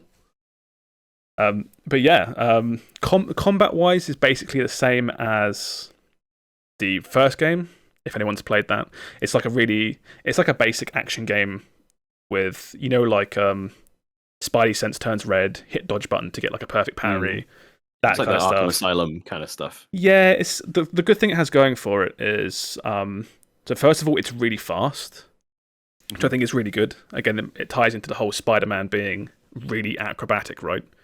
Like you're zipping around, punching people, webbing people up really quickly, and it looks really cool. When you get like when everything clicks, you do some good dodges, you put some good moves out. It all looks fantastic. But you also have 4 gadgets which you can throw out on like a recharge sort of timer, and that's just like web a few people, pull people together, push them away, stuff like that, just sort of like crowd control stuff. And then you have 4 abilities which recharge based on you landing combos, and they're like damaging abilities. So again, like AoE stuff, far away, strong attack, things like that. And they're different between Miles and Peter, which is kind of cool. So you get a really expanded move set in this game compared to the first one, because you basically have 2 characters, right? Yeah. And then is it like, and then there's Venom stuff on top of that almost. Oh yeah, so you can see, not like Venom specifically, but yeah, like the whole like symbiote suit stuff. You can see it in the video, the trailer that's playing in the background now. You unlock like a second set of moves. Yeah. So the more you play, you're like, oh okay, it's like the first game, but with 2 characters now. But then even both those characters start getting more and more moves. It gets and you can start picking what you want to use, what you don't want to use, and they have skill trees tied to these sets. It's really quite deep. It's really cool. Does Venom feel? Does he feel like? Because thematically, the point is like he's so much more powerful than regular Spidey. Do they play into that at all in the game? I think, are they like making you choose between being overpowered Venom but evil, or not really? I mean, so it's basically, it kind of ties in a lot to the story. Yeah. So you have this whole like as you go through the story missions, you have, if you've seen Spider-Man 3, you have the whole like Bully Maguire like meme scenes, right? It's not like memed upon like that, but you get like a bit of that in this game. And I think when you are specifically like, you're not Venom, I think it's specifically it's like symbiote Spider-Man or something, or like dark suit Spider-Man, whatever. Yeah. The alternate moves, I don't feel like they're either like stronger or weaker. They're just kind of different. Okay.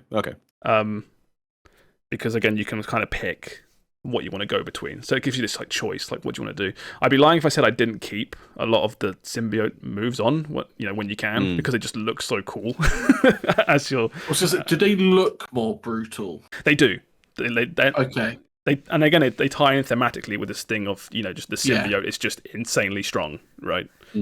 It's like, the symbiote is on me. How I'm so strong now. It's like, well, no, you're not. The symbiote is just insanely strong. And you're just like its host kind of thing. I remember in one of the older Spider-Man games, they did a similar thing where you had the symbiote.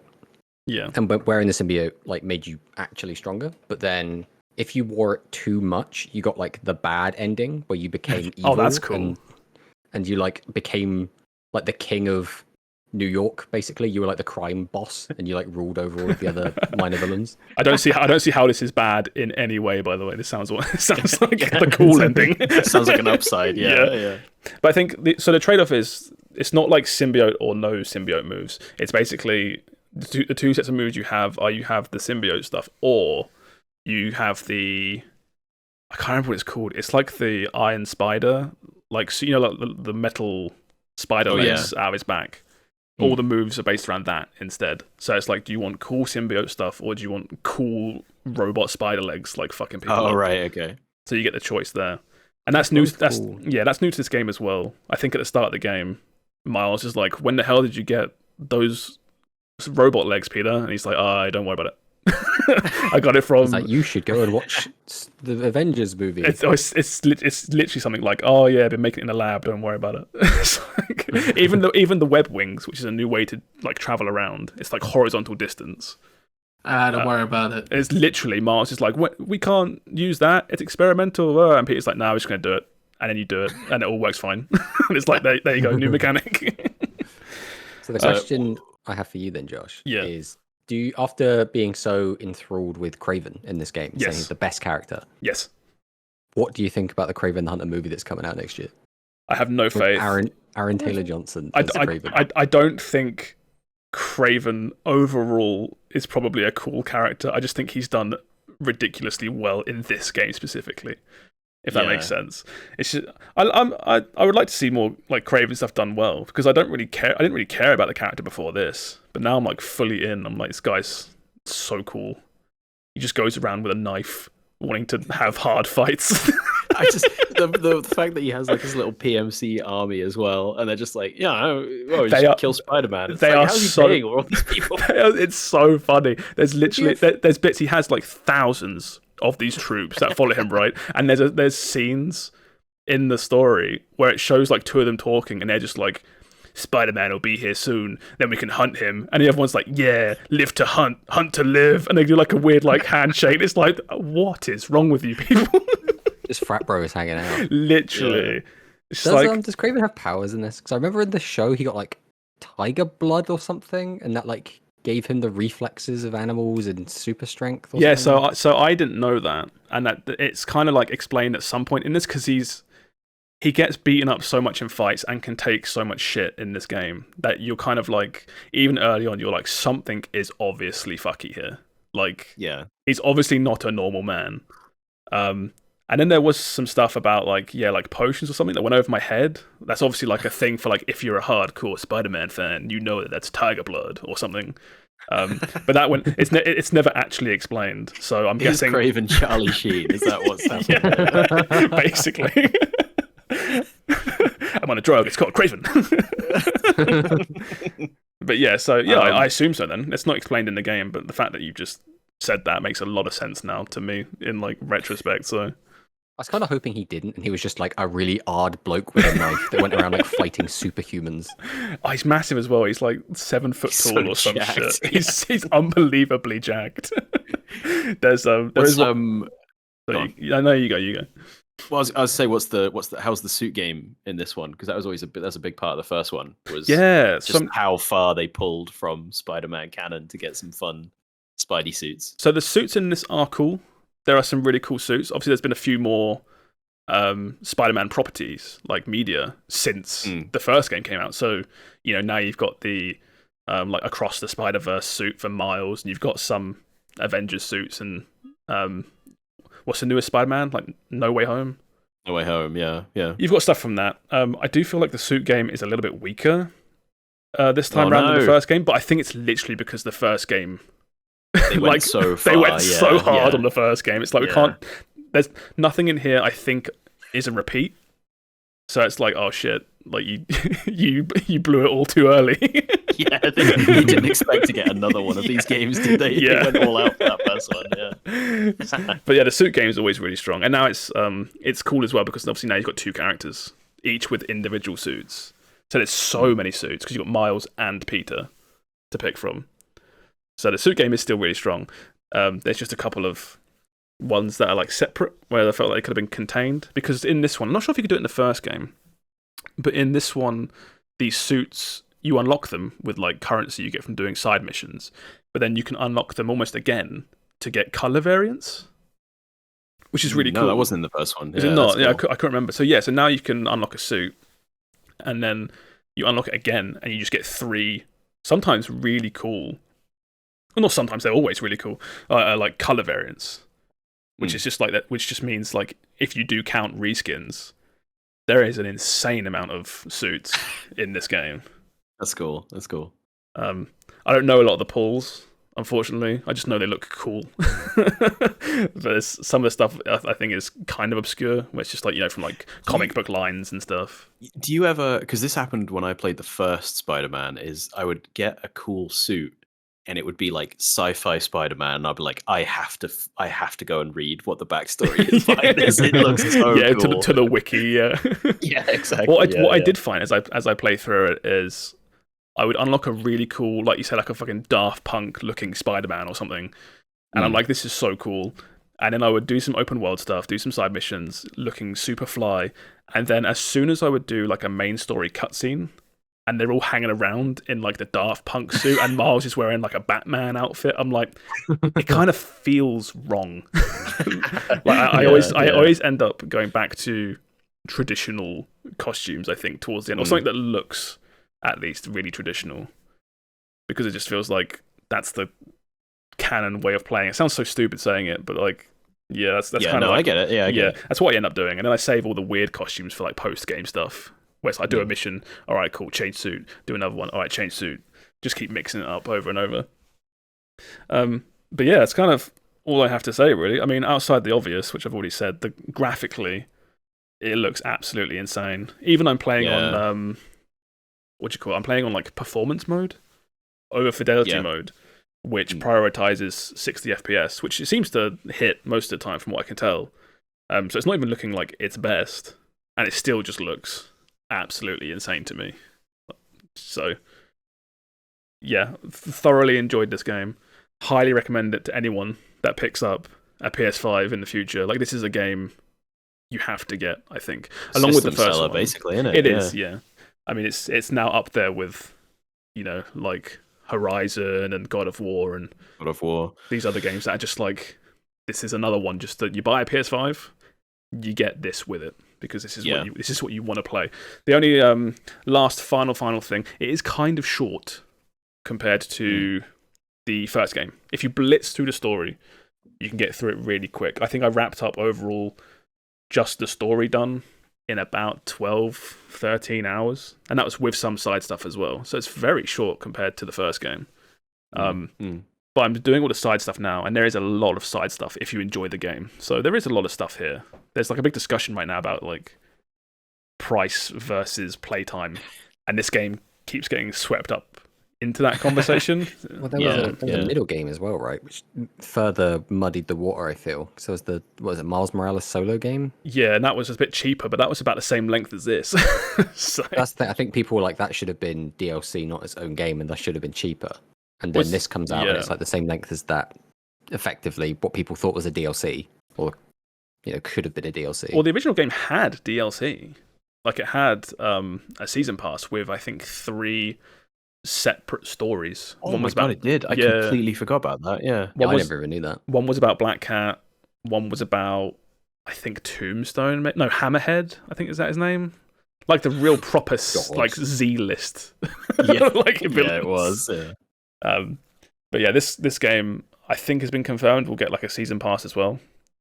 So it'll be cool to see what they do, considering as well, like, no spoilers at all, but like the first game, this game does set up for a Spider-Man 3 at some point in the future. I love the post-credit scenes. You got, literally the first game had the post-credit scene of the symbiote. Like, it was just like, oh, here it is.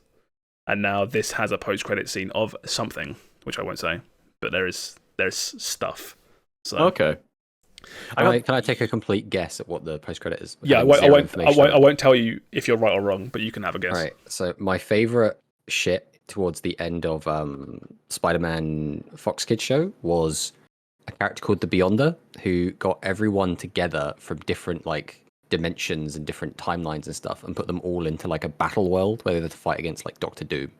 I want that so badly in video game form. Oh yeah, I said that when they were on a chessboard. Yes.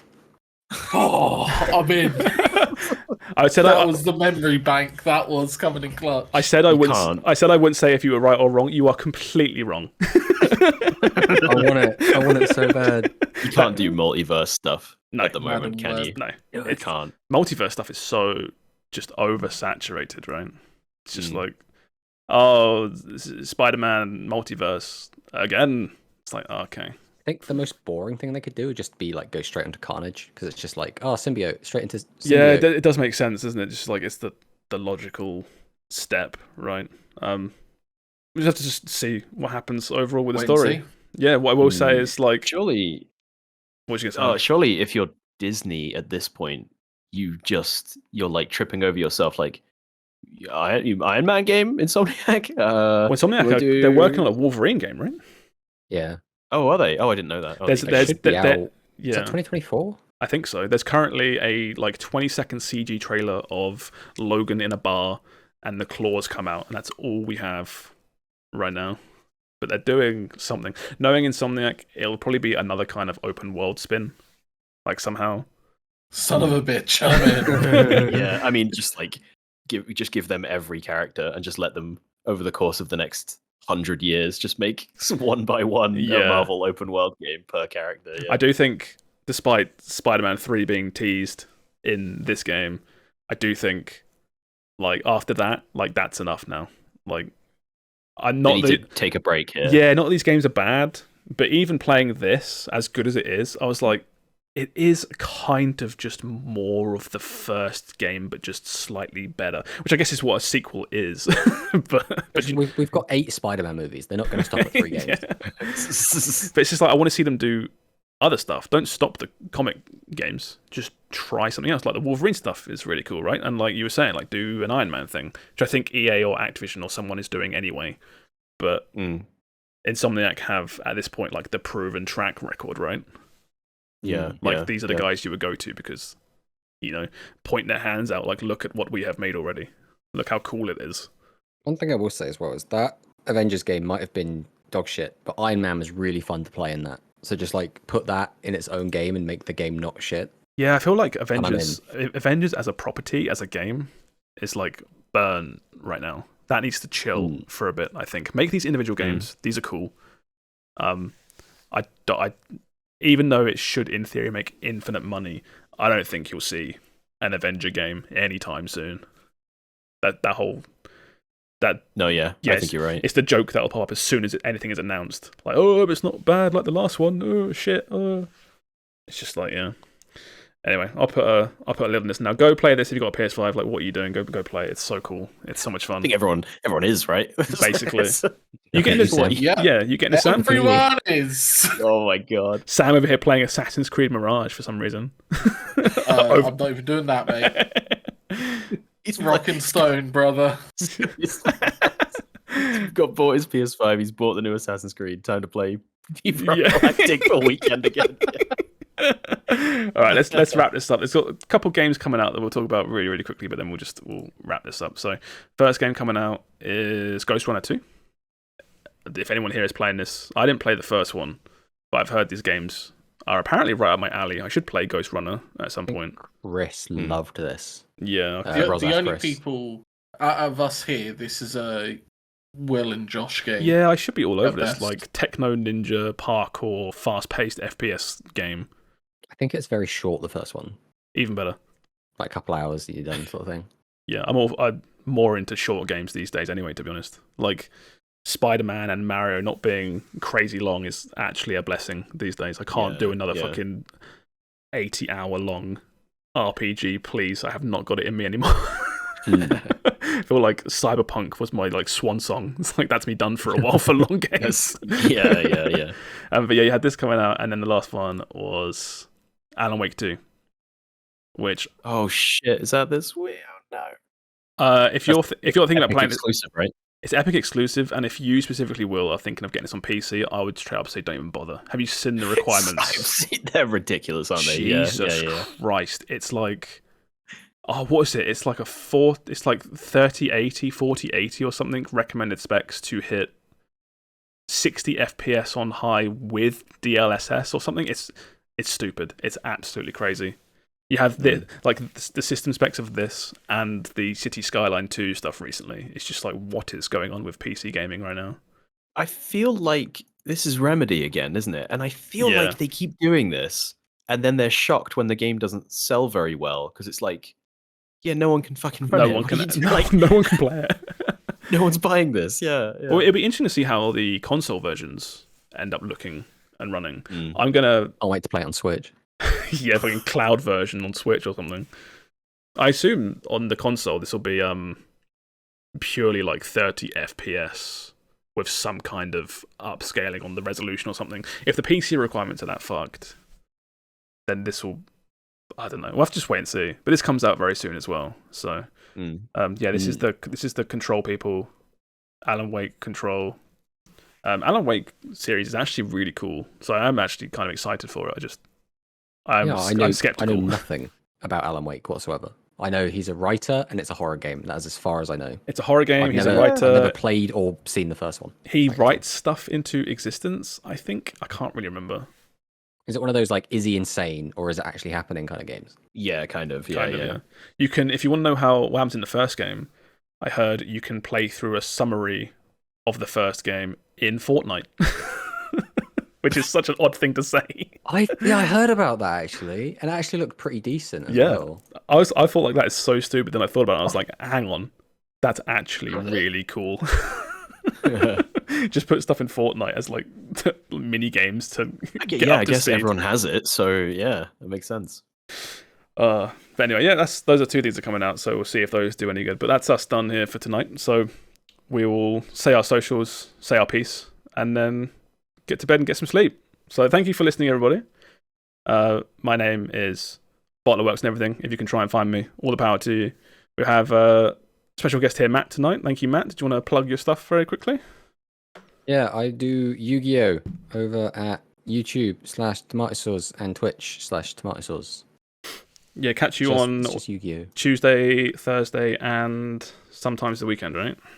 Not so far, but at some points I might do extras on weekends. That's cool. And then, how about you, Will? Hello. Oh, God.